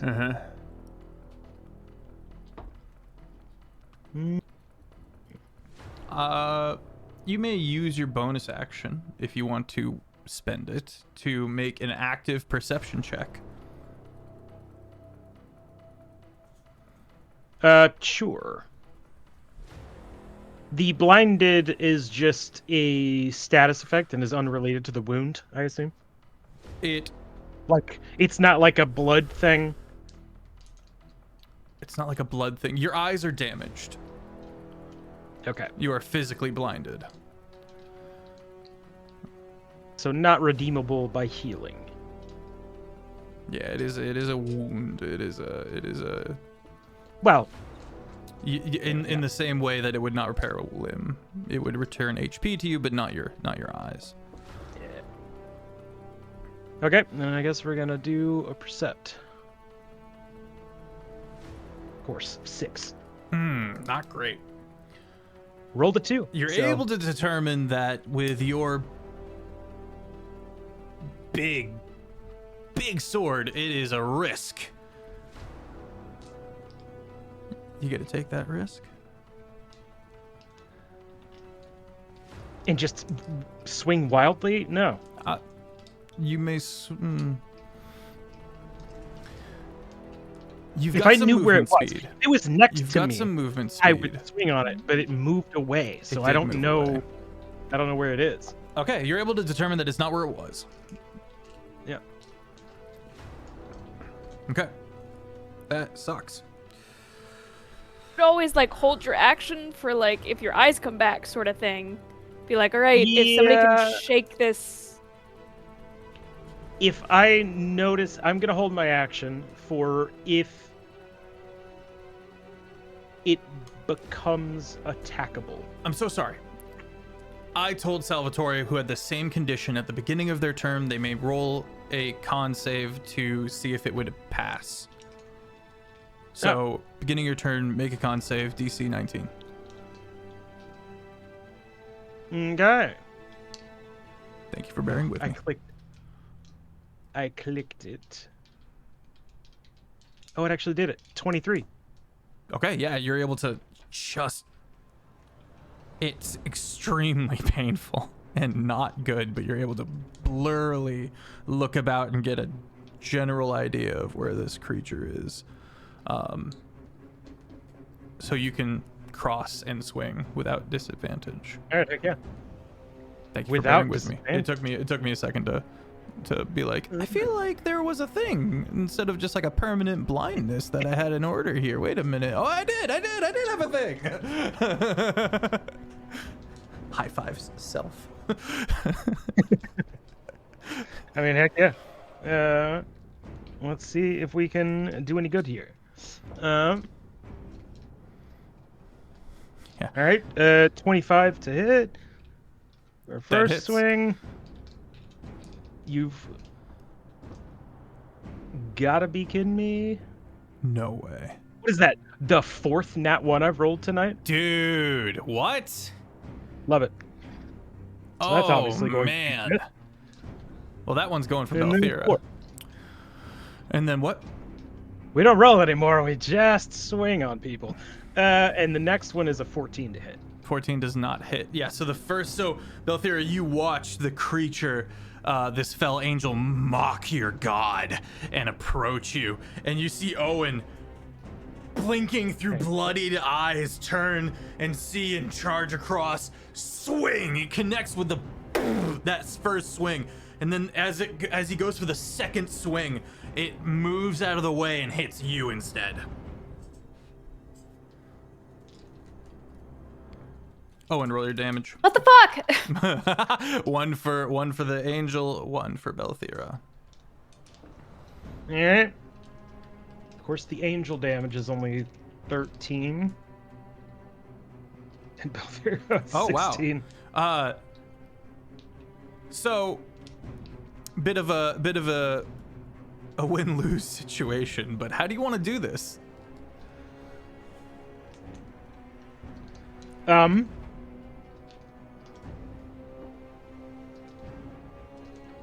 I think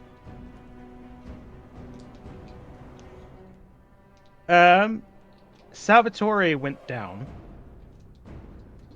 Owen kind of saw red a little bit. You know what I mean? And so he jumped the table, charged, he like shoved the guy back. He was very aggressive. He gets partially blinded. And he's still not really seeing straight very well, so he manages to do whatever he did to make it somewhat his vision usable again, and then charged again, just quite recklessly. So I think as he makes his first swing, he swings harder than he thought he was going to, and cuts through the angel. But there was so much like momentum that he put into that swing, he freaking link spin attacks and also like can't stop the blade in time to catch Belthira. Okay. And then just kind of does a little tumble afterward. Okay. The gibbering mouther does like burble apart. The two arched figures that are swaddled fall still. And Salvatore, you return.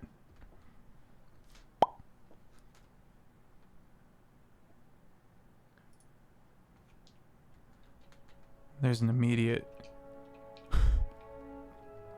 looking around at each other.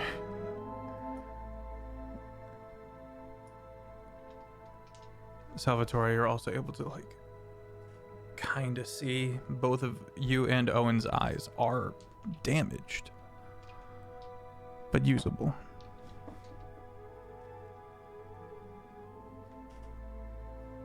Cygni will quickly move up to Salvatore and will place a gentle hand on either side and try to, a little bit like, you know, when a parent like grabs your face just a little too hard and starts checking you over for all your stuff. Yeah.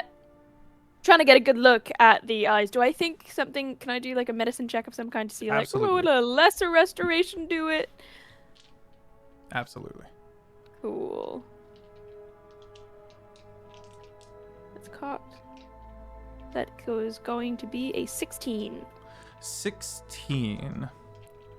Yes, a lesser restoration will unimpede the issue at hand. All right, your face starts to get a little warm, Salvatore, as her fingertips start to just sizzle ever so slightly as the blood around your eye seems to almost like turn to ash and fall off as she's going to cast lesser restoration and restore your sight. Thank you. Problem. Lux? I think Lux is gonna glance at Belthira after that hit and then look at Owen. Just not say anything.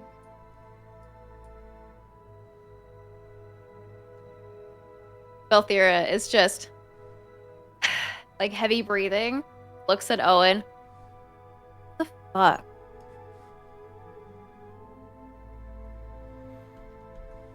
Owen, who hasn't gotten up off the floor yet, just lets his head thunk back. Just, sorry. Cygni will kind of shout back, "Don't worry, he does that to everyone. It means you're part of the group." First time, by the way. Lux looks at First time Cygni with like big smile. Like she knows she should be fighting it back, but it's like a shit grin.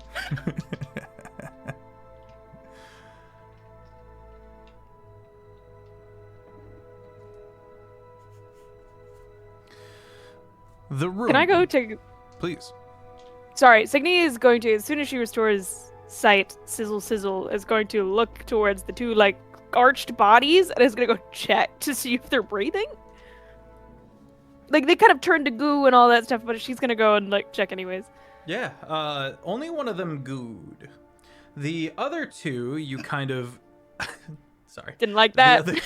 The, you Only are one of correct. them good, the other two bad. Sorry.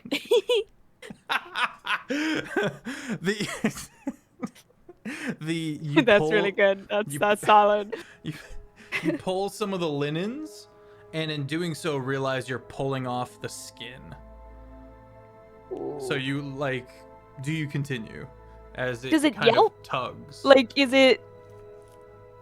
it make it audible? Like, this is going to distress it if I peel it off. Make an investigation check. Yeah, can I get is it alive? Is ultimately what she's trying to figure out.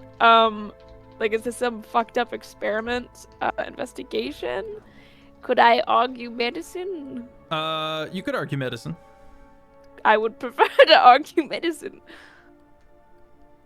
That is a 17 plus 4 for a 21. 17 plus 4 for a 21. There is breathing, shallow breathing. Almost imperceptible. It looks like you would have to find another means of finding more information, as the linens cover the whole body. I think Cygni will very quickly, as soon as she sees that because there's two bodies, they are breathing, she'll place a hand, shout to Belthira, and seeing that she has the capability to heal like Cygni does, there hasn't been another healer in the group. I think she goes, they're alive. And will begin to gently peel back, trying her best not to take anything or cause any discomfort as she does. She's got a gentle hand. Make a medicine or a sleight of hand. Okay, for medicine again. That is going to be a 16. 16. You slowly begin kind of taking a bit of maybe the sickle that you've got or some kind of blade and gently trying to pry the adhesive from linen to flesh. And as you do, you slowly realize that this person has a mouthful of eyeballs.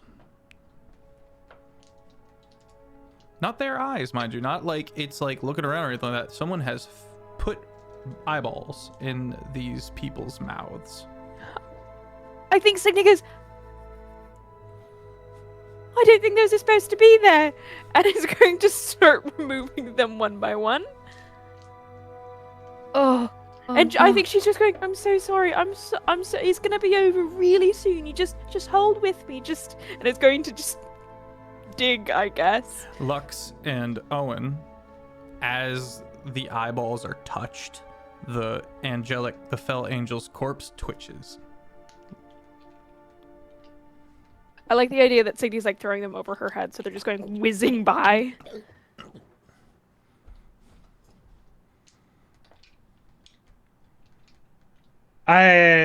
She'll look at Belthira if Belthira's not running to the body, thinking she's a healer. Must be a healer. Could you get the other one? Eyeballs in hand.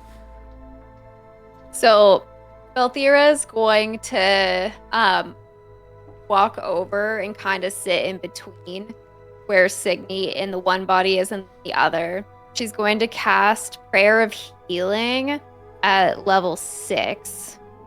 Okay. And it can be up to 5 creatures of my choice to regain health. So, it is 68 of points. I googled prayer of healing. Here are all the scriptures that you need to pray for healing. I was like, no, sorry, I forgot to put D&D.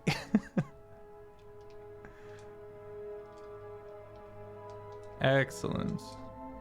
Okay, so the healing is going to go towards the 2 bodies. It's 17. The 2 bodies, Owen and Salvatore. Okay. And myself, because I don't think Lux or Cygni, have you guys taken any damage? Not for lack Lux of is trying. like unscratched. Like she's fine. Okay. Then, so yeah, it'll go to everybody I just mentioned and myself. And then I'm going to start unraveling the second. Make a medicine or a sleight of hand. The one that you have, Cygni, their eyes open.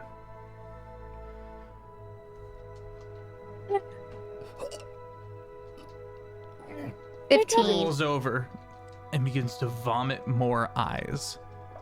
But does it seem like it's gonna stop?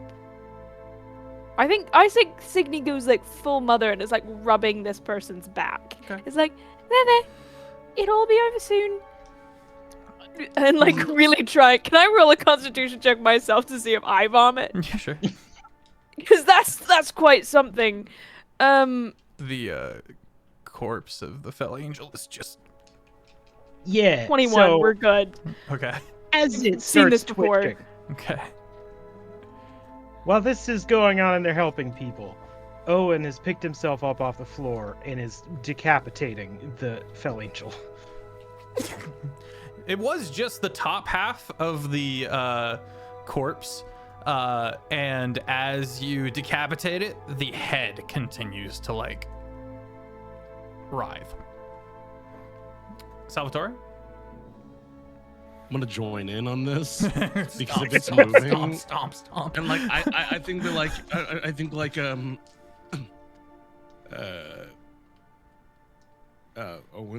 if I may. No, and that's, we've made enough racket. We've made enough noise. I appreciate it. Oh, and your finger grabs a hold of the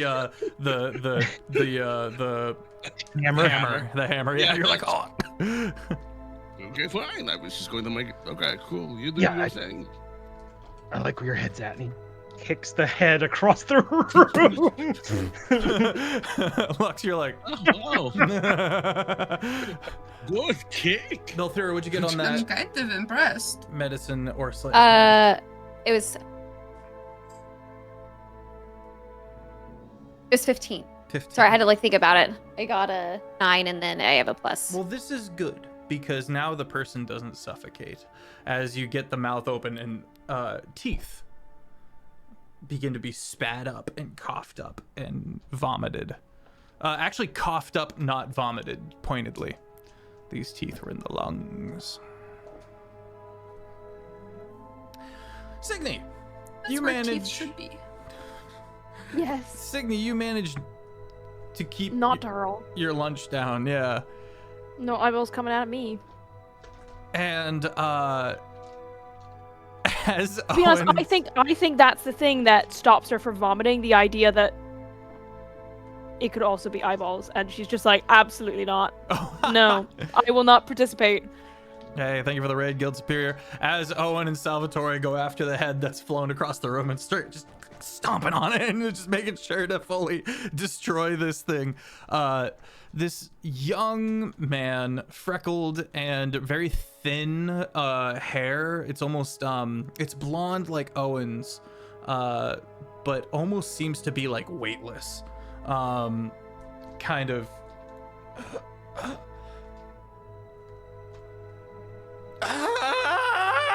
That's fair.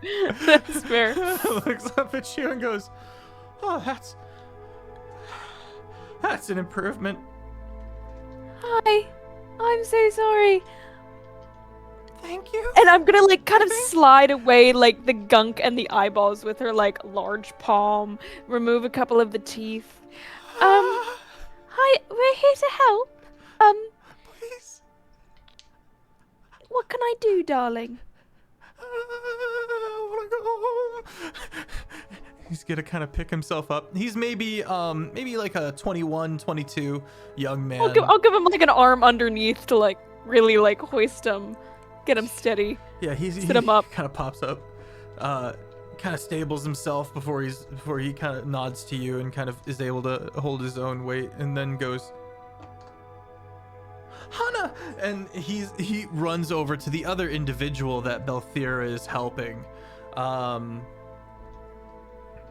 And they kind of also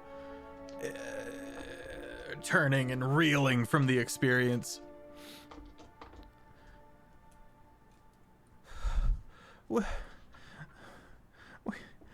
They kind of like look up and goes, "We didn't do anything wrong.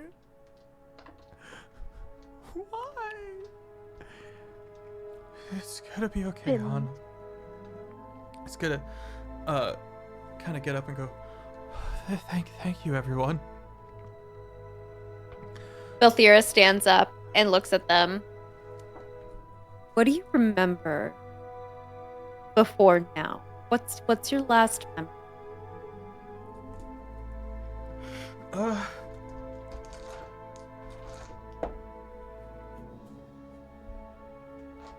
I'm a glass blower. My name's Connor. It was just another day. I was gonna step out and get some fish for my sister.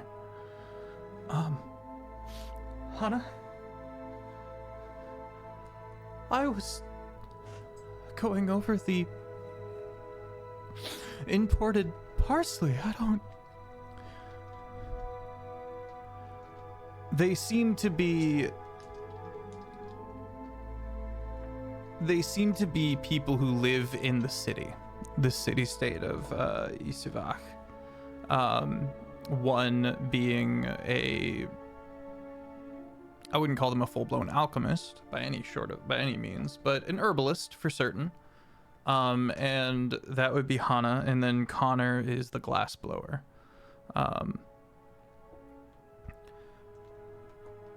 The issue at hand quickly becomes I think the noise came from over there. Spread out!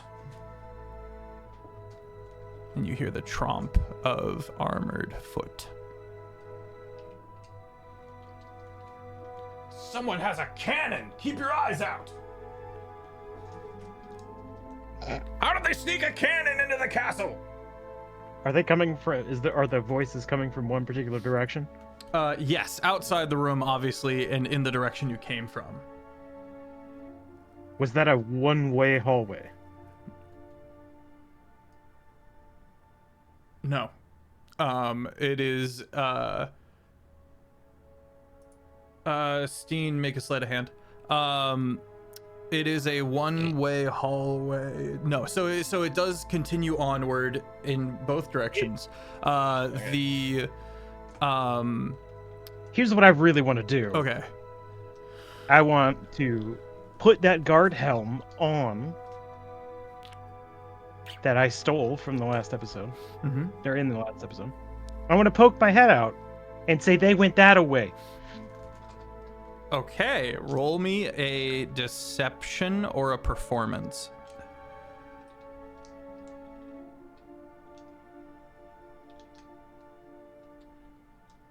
Where's deception? Okay. Yep, well, that's the same either way. I'm going to try it here.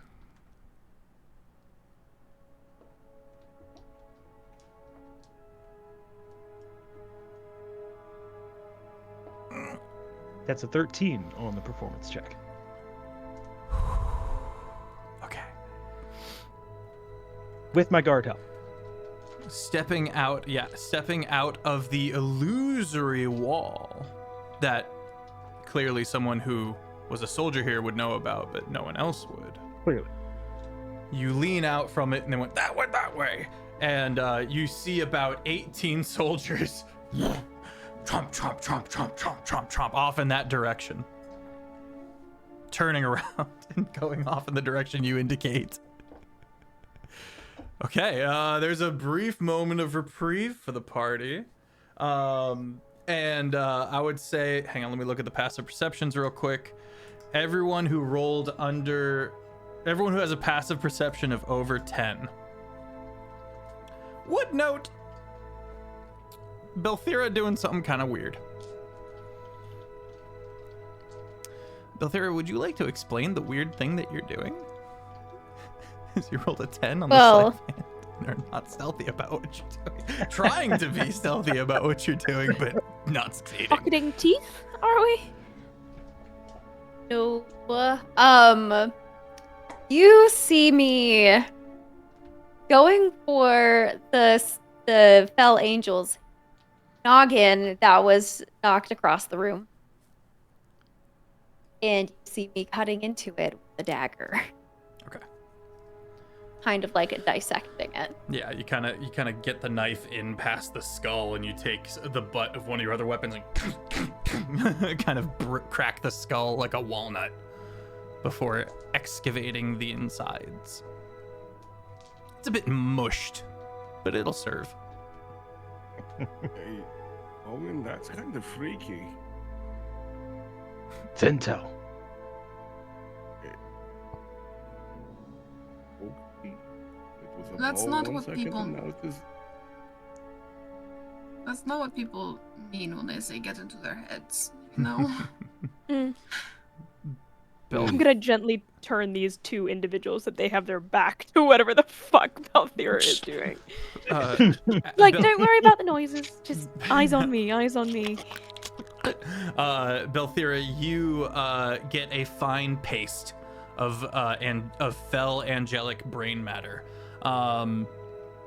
Cygni, Hana turns to you and kind of takes one of your bigger hands into the two of theirs. She's a little older, maybe like 24, 25. Again, kind of paler, very freckled. With that same kind of instead of blonde hair, it's kind of reddish, and very, very fine hair that seems to kind of not follow gravity. It gently looks like it's just a little bit underwater. You know what I mean? And she goes, you all need to. I have a place where we can lay low for a little while, and I've got food. Anything I can do to repay you, please let me. I wrap my fingers around hers and I say, "It's a lovely offer. How terribly kind, given your circumstances. But I suggest you two get out of here. Go be safe, go be merry, and don't swallow any more eyes, yes? We have some other things we need to complete in the castle."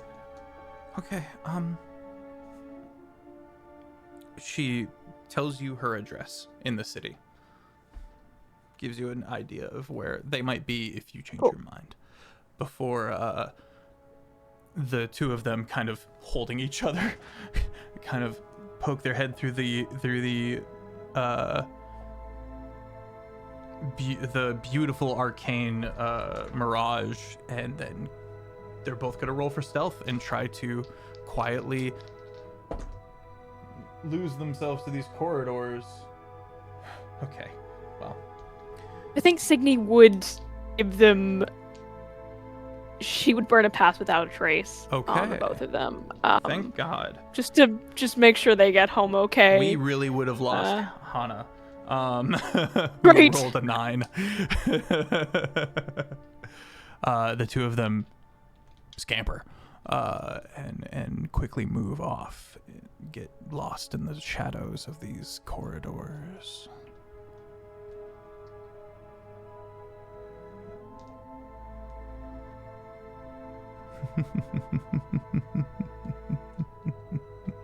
Or is there still squelching and snapping and all of this stuff coming from behind? You'll go over and Belthira's finishing up, kind of collecting the brain meat.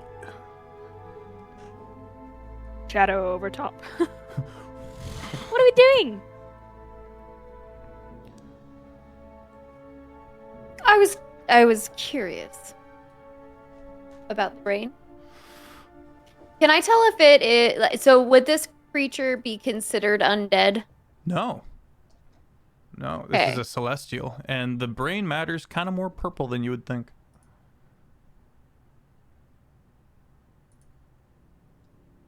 And you said it's like kind of like a goop now? More like a paste. A paste. Almost chowder. Would you say that... That makes everyone so uncomfy. I love my job.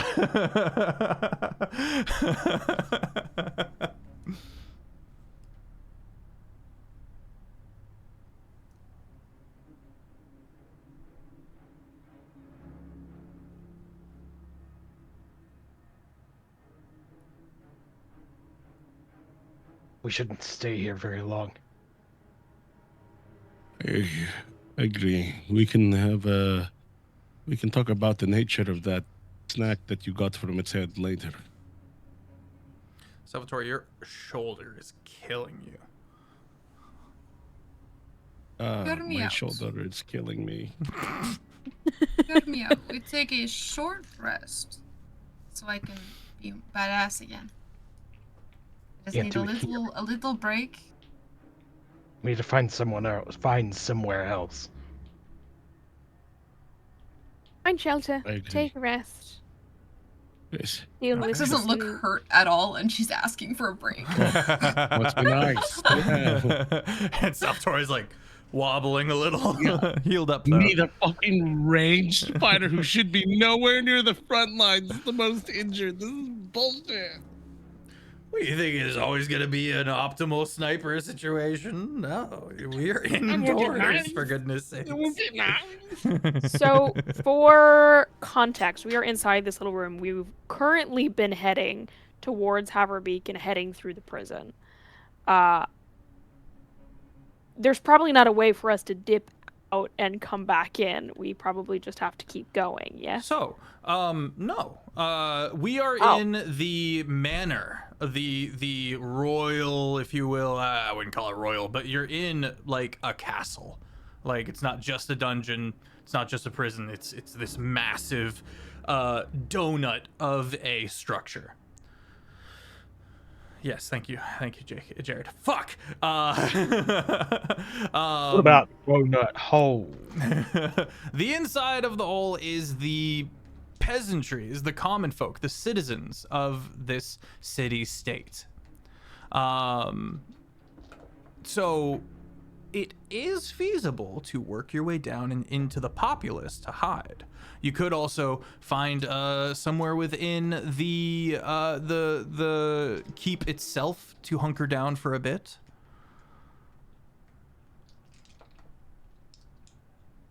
But I there feel will like be more more sneaking frequent in is sweeps. gonna be a problem.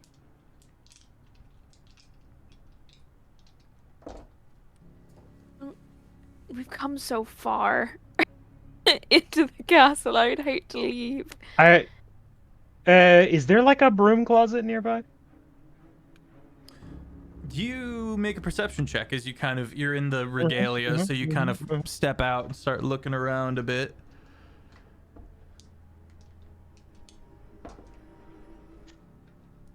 Again, a 13.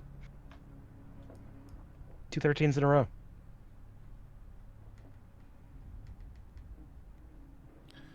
You don't find a closet, but you find a kitchen. And a kitchen's got a pantry. I was gonna say, does the kitchen have a pantry? Yeah, let's say this. Let's say you find a trapdoor in said pantry to a wine cellar. And as you kind of look into this kitchen, you see that pantry. There's about 8 cooks. Well, 1 cook, 8 and 7 staff that are all working fervently on various mundane meals. You can see many different bits of parsnip hanging off the walls, garlic and the like. It actually smells pretty good. And yeah, you can and one of the staff kind of looks at you nervously while chopping carrots.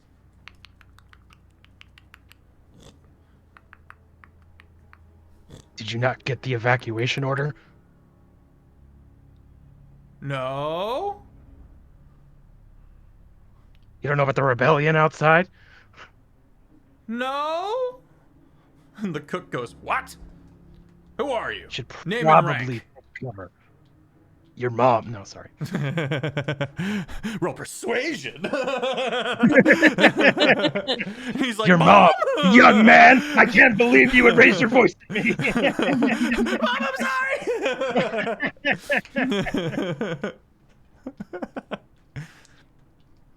sorry. Says name and rank. Go ahead and roll deception. All right. I'll say Connor, Sergeant. And roll a decept.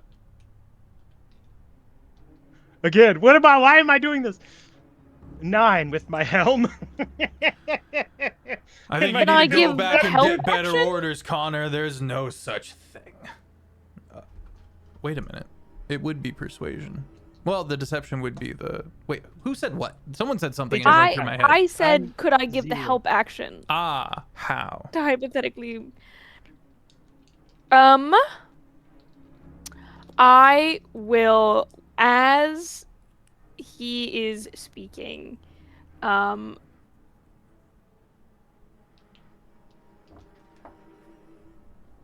use Druidcraft to make some kind of rumbling sound outside. Because I can make a harmless sensory effect that is nature related, so I kind of make like a rock crumbling sort of Yeah. earthquakey noise Little outside the avalanche-y. door. Yeah. Just to give it a little flair. Okay. Have your advantage, Owen. It sounds like yeah, the castle is distantly under siege. Or maybe the populace is tearing down buildings. All right, 15. Okay. All of the staff just flee. And the cook does the thing where they just...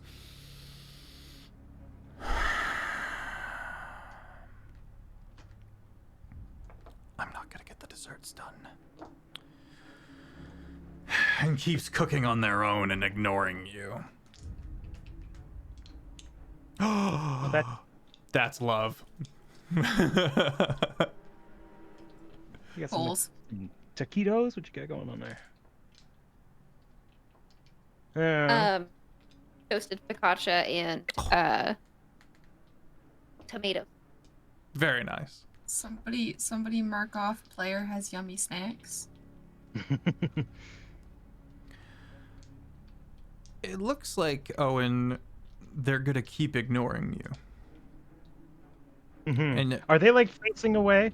yeah, they're facing down at their work, taking up the knife and continuing to chop the carrots, swiping them sideways into a pot, grabbing some garlic, start chopping that.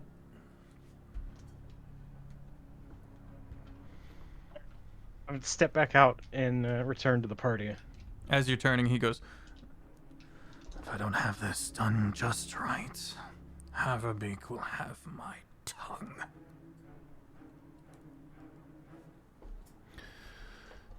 You return to the party. Alright, so I found a place, maybe. Getting there is going to be a little dicey. Cygni, you are with him. He kind of... We found a Rolling place. I do think we might have to help a well-meaning and very hard-working chef ensure that his baked goods make it to dessert on time. If you all looked like staff, then that would be one thing. But Sure, we, he'd enjoy the help. Cygni just says, turning to Owen with bright eyes.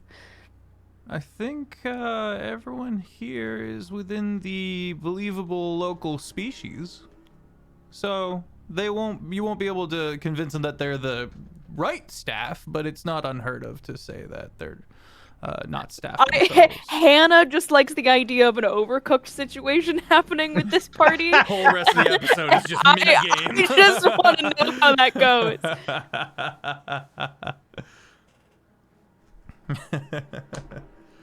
Yeah, Or there we are could get furbolgs. rid of him and, you know. Also true. Look, my plan was to find the closet, use rope trick. We have a spot. I didn't find a closet. I found a kitchen. There is a wine cellar. And that would also do. You say. But we just have to sneak past a distracted, disgruntled cook. Yeah, so we can jump on this opportunity or move forward. What's the move? Happy to volunteer and distract him while you guys scoot through. Hmm. I'm good with berries. I can. But are you good disguise. at lying? Lux? I can disguise she would- myself as one of the guards, if needed, and distract this person.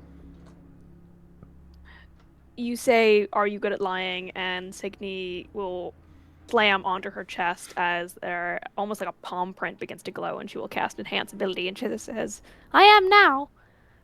That might have been a lie, but you won't know."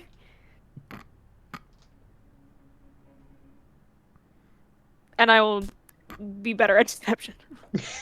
Okay. Okay. Okay. So we've got the Cygni Lux duo going for some deception. Lux, you needed to take the break. You don't want to get roped into kitchen duty. I don't. No, I said Counterproductive. distract, so you guys can all slip by. I'm taking a break. I want to distract this person first. Just be careful. These cooks, they control their space. Tiny Castle cooks kingdoms. do not Owen's play watched around. the bear. Give me a second. I'm going to cast a quick spell, and she's just going to shift her form and outfit to look like one of the guards. Okay. Form In like and plain outfit. view. Yeah, she's pretending to cast a spell. How so? I see. Well, let me ask this. She like turns around. Okay.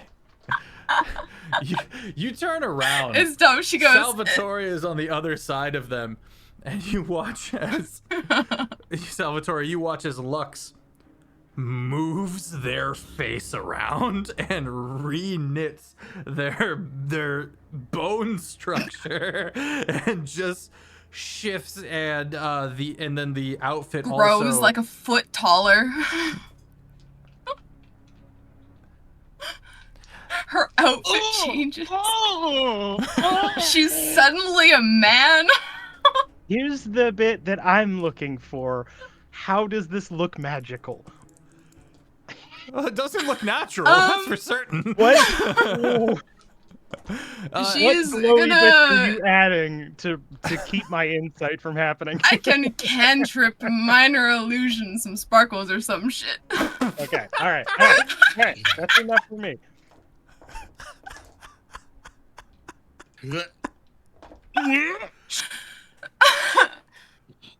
Still short. Oh, we lost you for a second there, Jade. I said which. Oh, I should have known. What? Have you not heard of disguise self? Oh, That looked like a now, disguise Lux, self. make a deception check versus Salvatore's insight. And I will allow Belthira, Cygni, and Owen to also make an insight check. Question. I just remembered that as a Furbolg, I do have disguise self, so I will just disguise self, the actual cast. I'm gonna turn in one of the ladies that came out. Okay. Which will look starkly different. And I think she goes, "Huh, mine doesn't look like that." And we'll just kind of like shimmery. I like the idea look like, like the that? 21. like small scales that just kind of flip over and they just go to like create this new form. Very magical, very different from breaking and remolding my face. Salvatore, what'd you get in the insight check versus Lux's deception?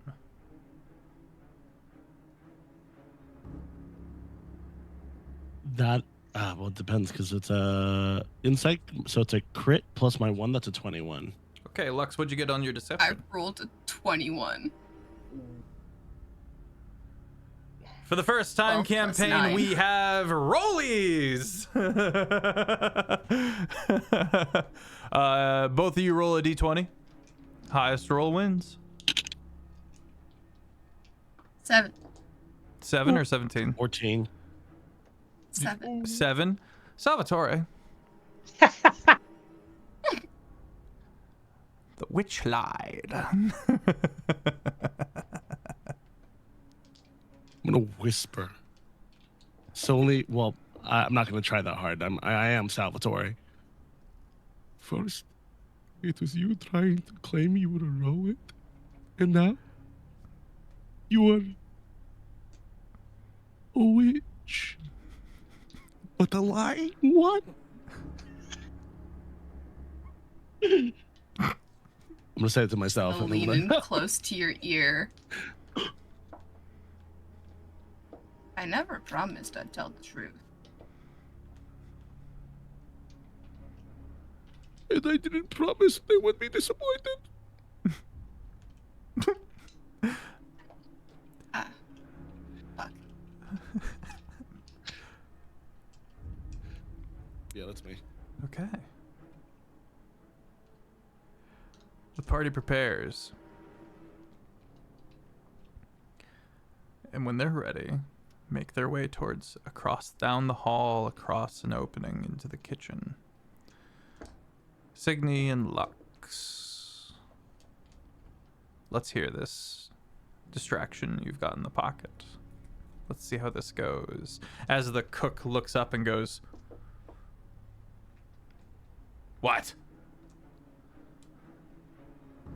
A lot of through traffic today."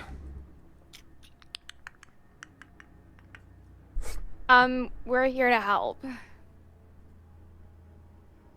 Oh, I'm not helping.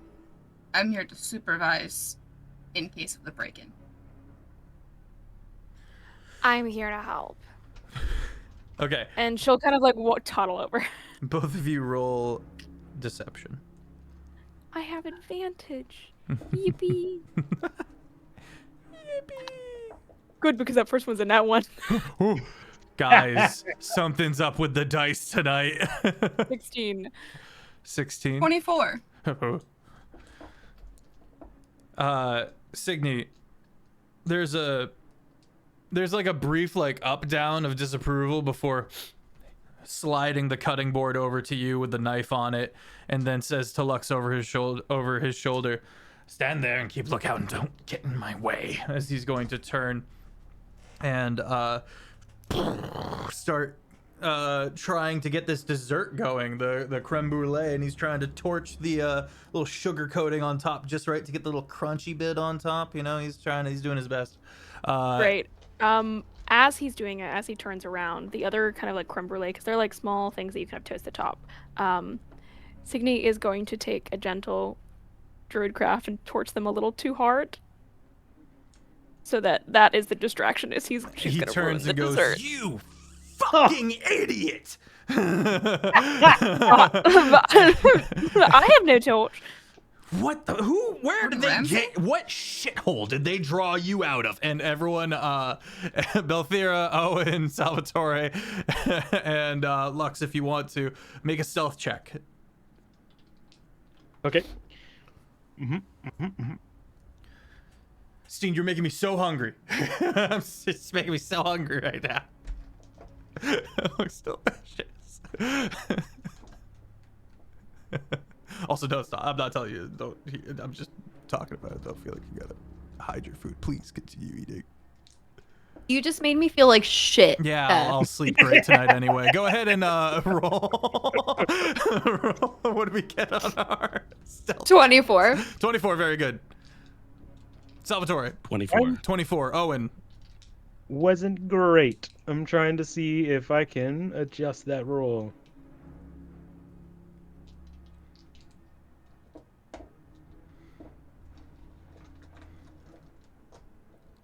I don't think so. I think, well, and it's a failed check, and I think it's...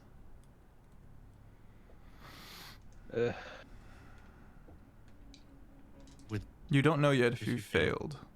Yeah, sorry. Is it technically a group stealth check, and therefore majority is the thing?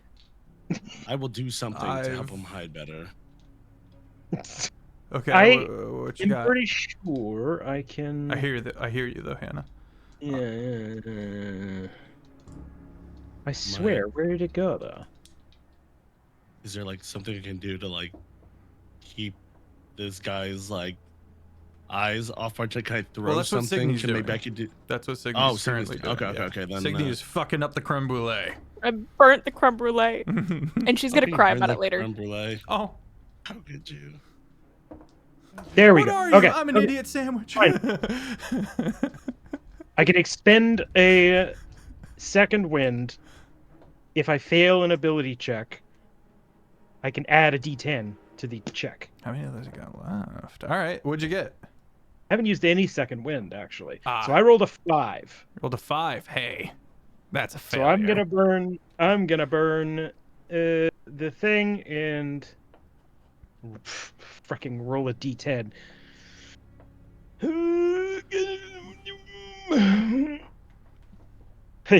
Yeah. All right. Wait, can I give guidance? Yep. Let's stack everything Like- on top of this. Lux, what'd you get? Or are you choosing to stealth away, or do you want to sit tight? What die is your guidance? 13. D4. 13. Okay. Is it still 4? Guidance doesn't go up or down.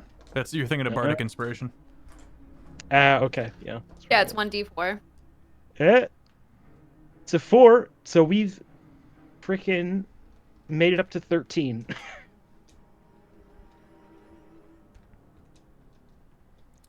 The party stealths on by Oh, thank God. as Cygni takes almost literally psychic damage from the horrific chastisement of this chef. At one point, it's implied that you were crossbred with a Nothic. Twitching.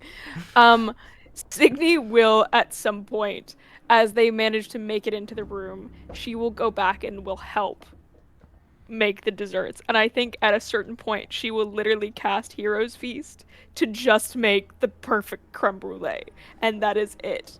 Because she cannot handle having You disappointed cast Hero's this random Feast? person. I will straight up cast Hero's Feast right now. You Because she cannot handle it. She will not do it, and I do have one 6th level spell slot left. You do this, and he goes, It's all creme brulee. yeah, you do this, and he goes, so you're a cheat and a cop-out too, huh? Anything to bypass a true artisan. This is shit! And you're shit! You're always just gonna be shit! Get out of my kitchen! And starts destroying your creme brulee. Call this perfection. This is pathetic. And he's gonna take one of the creme brulees and chuck it by your head. Get out! She will turn her head slowly towards this man who's now just chucked a creme brulee. I don't think that she dodges. I think she takes it straight to the face and it just kind of slides.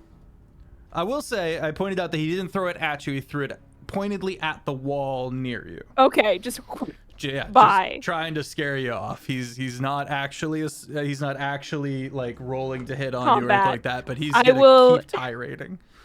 she will swipe it off the wall. Taste it. I thought it was all right. Ooh, that And we'll turn shows around. what you know, you dumb fuck. We'll go and we'll run into the closet crying and slam it behind her. Slam. I'm gonna need that closet in a minute. And trapdoor? Trapdoor. Is there like the closet in here? Is there food? Is there anything? Yeah, it's a blah, blah, blah. pantry. So you've got links of meat, wheels of cheese, bushels of I take a various full plants. fucking wheel of cheese down with me. I'm gonna stress eat this fucking wheel of cheese. And it's gonna seem Congratulations. small in her big furball hands. But like one of those giant things of aged Gouda, like the way that you do in Skyrim, like you just lug around like fucking huge things. And I'm going down and I'm bringing one for everybody. Yeah. Wine and Yeah, cheese. short Let's cheese. go. Fancy. just like- Owen's used to this. I want to be like, Actively sitting there and be like, oh wow, I hope Cygni's okay. What the fuck? Just like- handing out cheese. It just like rolls. One falls off, rolls towards you, hits you in the trapped order. He didn't like my creme brulee.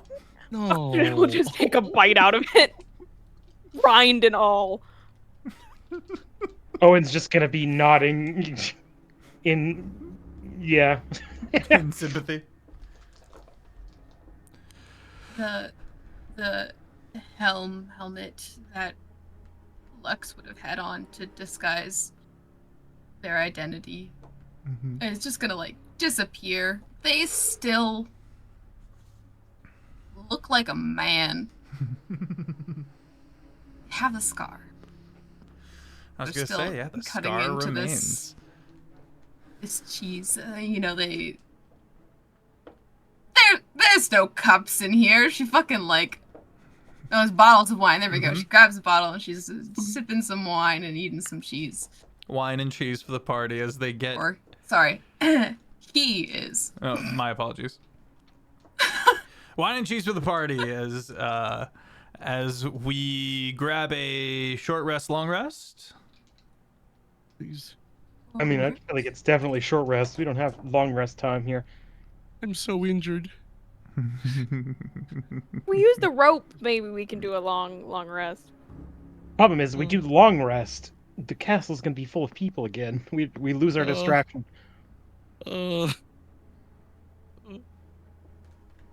Are you old enough to be drinking that? Is that the girl? Yeah. the ghost of Breton von Haverbeek's daughter reapparates, or just apparates, and kind of appears. Are you guys allowed to be drinking that? Yes. Oh. Jealous. Question. With Yes, the you are casting too of young. Heroes Feast, Hmm.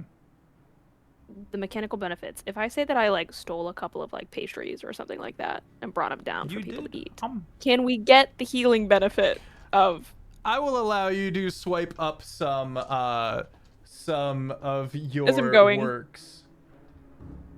Cheese, wine, a gift. Just so that spell doesn't like totally go to waste. Owen will like walk up and down the like racks and find like Find good pairing.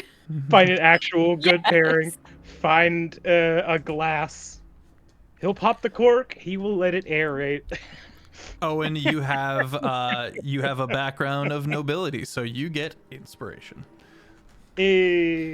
As you find a nice vintage of two-wheel from before the war that removed two-wheel from these lands. Oh God, you're so pretentious. Everyone gets their hit point maximum for the next 24 hours increases by 16, and they also regain 16 hit points.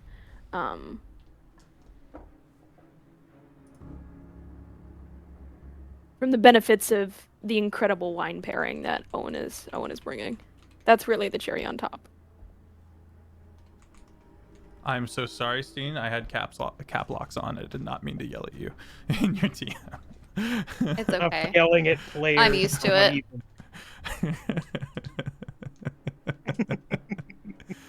Well, the party is able to begin one way or another the short and or long rest. Sitting down with this little ghost girl who kind of continues to pepper the party with questions of what it's like to be an adult, and you can drink wine and do whatever you want all the time and go to bed whatever you want all the time and hang out with whoever you want all the time. And it's a little much, but it's got some adorableness to it. Yeah, but sometimes people call you an idiot sandwich. So it's not all it's cracked up to be. You're not an idiot sandwich. Wait, no.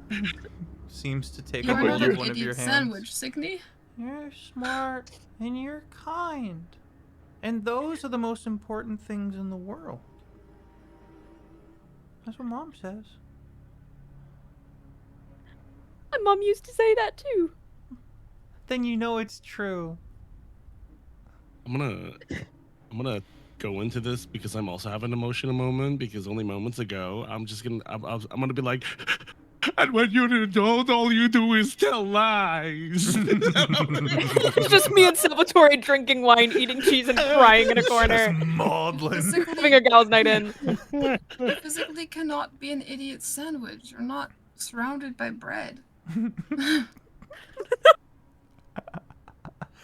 The party needs to figure out if they're taking a short or a long rest. Oh my god. Or I think again, I need mechanical benefit. Yeah, from a I mean, I short vote rest, short. so- Okay, we Yeah. got 1 vote short. It sounds like 2 votes Salvatore and Cygni for long. I'm good either way. I recognize that we don't have time. Hannah wants a long rest because that's the only way she gets stuff back. Cygni will agree to a short rest. Oh, shit. Lux? Then I'm the... Well, we gotta hear what Lux says. Short or Short. long Lux is rest? before Short. Lux. Okay, then we've got 3 for short. Okay.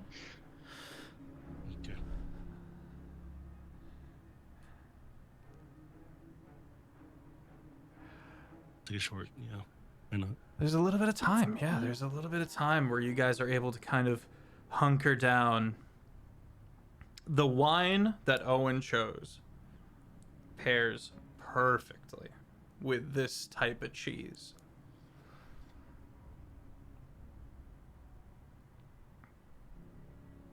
And I think that's where we're going to end the episode tonight. What things would you like to do during your short rest to wrap up the episode? Because we got like 14 or so minutes. So we'll have this be our end note, but I want to have you guys fill it out. Cygni? If we're all drinking wine, can we roll constitution checks to see if we get lightly buzzed for the rest of our adventure? Lightly buzzed, I will allow. DC for lightly buzzed. DC for lightly buzzed. I'm going to put to 13. 4. We're having a good I time. rolled a nat 1. 17. Ooh, made it big stink is a lightweight. Sal? So pretentious. I Bam. also rolled. I think this is. I know we're my- not doing that, but No, yeah. I right. think this is my worst session. I think this is my 3rd nat 1. Okay, Belthira, of you're a this. bunch. These are a bunch of lightweights. I rolled a 25, by the way. Oh, my apologies. He drinks wine with dinner all the time. Tastes better than water. Everyone's getting a little bit of a needed mechanic, like a oh, what's the term I'm looking for? A manual Levity? relaxation. You know, After like seeing all those eyes, something to steady yourselves a little bit. Not anything too crazy, just enough to kind of shore up a touch. Steen, would you like to do the thing, or would you like to wait? I will say that while everybody is buzzed and having a good time or slightly more inebriated, I don't know if anybody notices at this point, but I did bring the head down with me, and I am dipping the cheese into the Like the caved in brain. head, Yep. And I am consuming it. and you're eating it. Okay. So you're And carving off a I- bit of cheese, and you dip it into the skull, and you eat some of that brain Yeah. paste. Mm-hmm. And Excellent. I'm going to cast Consume Mind. You cast Consume Mind. Me buzzed. Which Until the spell ends, you can attempt to recall an important fact known to the creature. Family history, recent events, building layouts, passwords, details of the creature's death, and similar information. To recall a piece of information, you must make an ability check using your spellcasting modifier. For you, it's Wisdom. The DC is equal to the corpse's intelligence score. Well, I got news for you. This wasn't the smartest Boyo. Boyo ended up here. So I will make the DC 12. Can attempt to recall any important facts. So you also need to determine what it is you're trying to pull from this mind. I want to know what it was doing and why. It was snooping where it shouldn't have been. You consume the brain meat of one rapscallion known as Shane. I'm eating Shane's brain. You're eating a Shane's brain. Eating brain soup. Dipping it in Soup? cheese. Soup.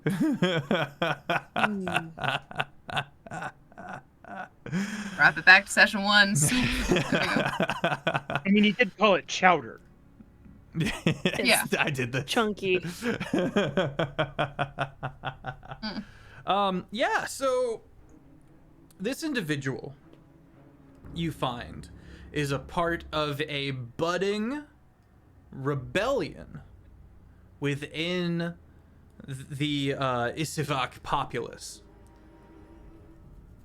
and infiltrated the keep to discover what was wrong. You do learn of the least guarded path from the populace to the keep.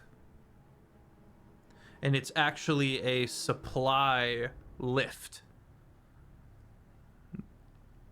that the person was able to, as it was lifting up to go up the mountainside, he ran up out of the shadows and grabbed onto the bottom of it and hoisted himself up and was able to tuck themselves in under the platform out of sight.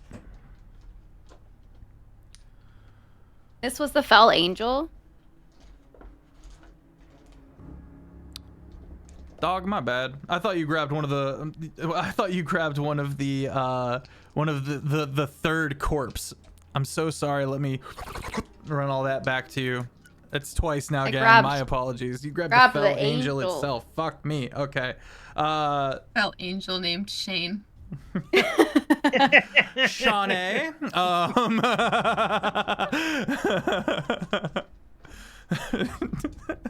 Okay. That is a completely different bit of information, though I will say you do learn about the budding rebellion because the angel was the one that caught and took the invader. Oh boy, yeah, a lot more information. And your question was, what is it doing here? How did it get here? How did it end up where it is? Correct? Why? Like, what? Why? What is it doing and why? What is it doing and why? It is keeping. The why is relatively easy to understand to a certain degree. It's here on behalf of Tenebris. To some degree, it is here on behalf of the god Despair. It seems to be in collusion with Breton von Haverbeek, which means Haverbeek and Despair have teamed up to some degree. What it's doing is much more sinister, and that's what we'll have to get to next week. I will give you this much. And I will give more details and clarifying details as it goes. You're pretty sure that everyone in this city is basically asleep at the wheel. You're not sure that there is any nobility left in this city that hasn't fallen to despair in some way. One of the most important duties of this angel seems to be keeping an entity down below subservient. Emily, for me, would you please post the first and second picture? There is a chair. There is a chair that comes to your mind that the entity pores over, eagerly ensuring its subservience. And talking to the angel while it does so is Breton von Haverbeek.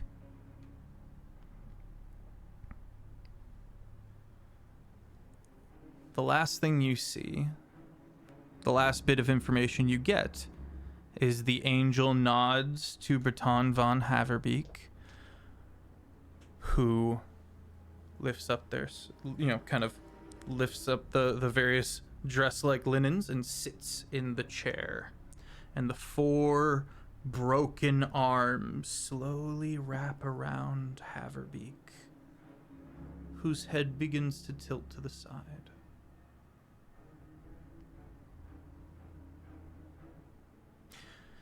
Everyone, don't go anywhere. We're going to do a raid. Thank you for being here. I appreciate each and every one of you. I hope you enjoyed this horror show. Tune in on Saturday for the horror campaign, Bayonet.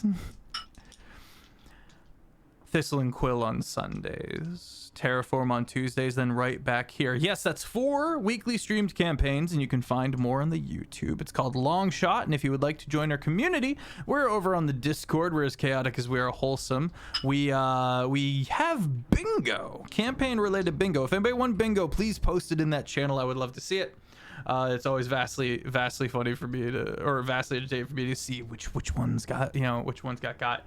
And if you have any memes, feel free to post them in the respective channels as well. I'm Sir Feffers, the humble dungeon master at a Longshot table, and boy howdy, I've been cooking. I am very excited. Let's go to the crew. Jared,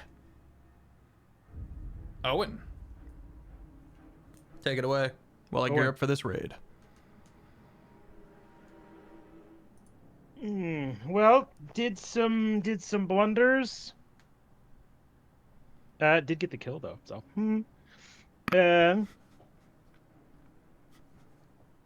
Did deceptive stuff like the party brogue.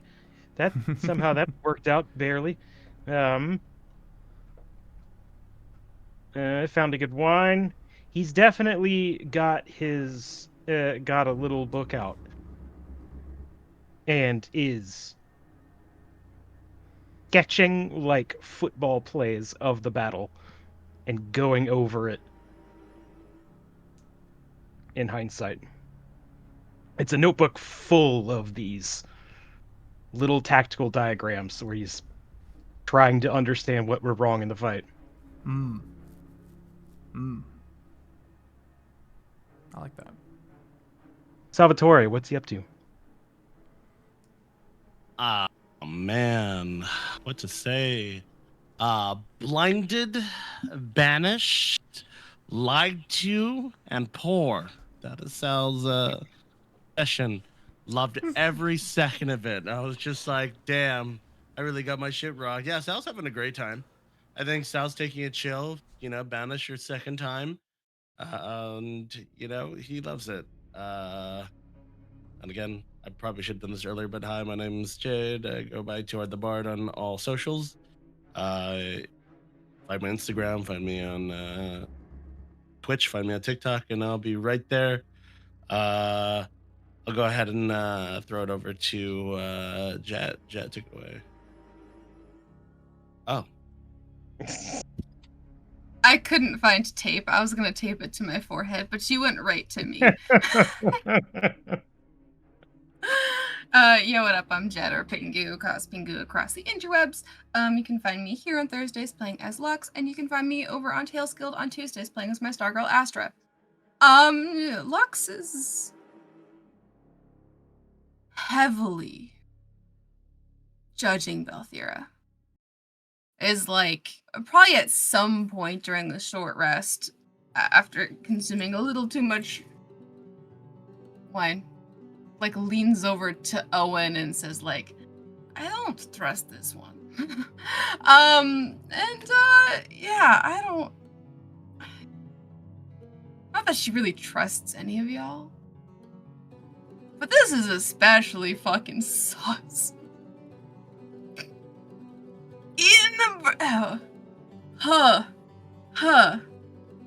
Anyways, on the topic of Steen.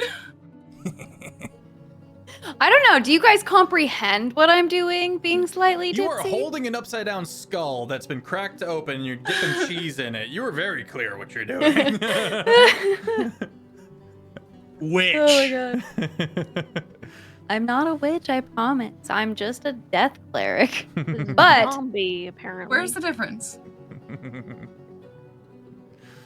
But hi, I'm Christina, Steen, or Steenker, whichever you want to call me. But yeah, you can find me all over the internet by searching Steenker, Steenker, on socials. Sometimes there's 3 R's, depends on the platform. Yeah, I am excited to see what happens next sesh and how the party fully reacts to me eating some nougat. Some nougat chowder. Oh. Why does it sound like a real dish? That's... You don't like some nougat chowder? It's like noggin. but yeah, we'll see. But we'll see. Yeah, you can find me this coming Sunday as your group therapist, Amara, for Thistle and Quill. A totally other And vibe. completely separate vibe. But if you are at Emerald City Comic Con this coming Saturday, see my husband and I come seek us out. But I am gonna pass it off to Hannah. Hello, I'm Hannah Harper. Hannah plays D&D everywhere on the internet, and I've been Cygni. Cygni is very sad. Probably more sad than she's been this entire campaign, or the fact of disappointing one man when she tried her best. Thanks, Feff. I'm sorry. Look, I think that she's not going to gonna have a very stop, but I am interesting sorry. reaction to Belthira, but also, you know, she respects anyone that eats the whole part of the animal because that is sustainable and she is eco-friendly. So Hey. you're just a vulture, and we like vultures in this house. It's pretty good. It's pretty good. I think that was everybody. Speak now or hold your peace. Then I hope everybody has a fantastic rest of your evening, gang. I will see you Saturday for Bayonet. It's Thursday right now. Pile into this raid. Ben Brainerd is doing his first time of the DLC of Elden Ring, and he's struggling. Looks like he's discovered the new bears, and they're hurting him. Go show him some love. Go hype him up, and have an excellent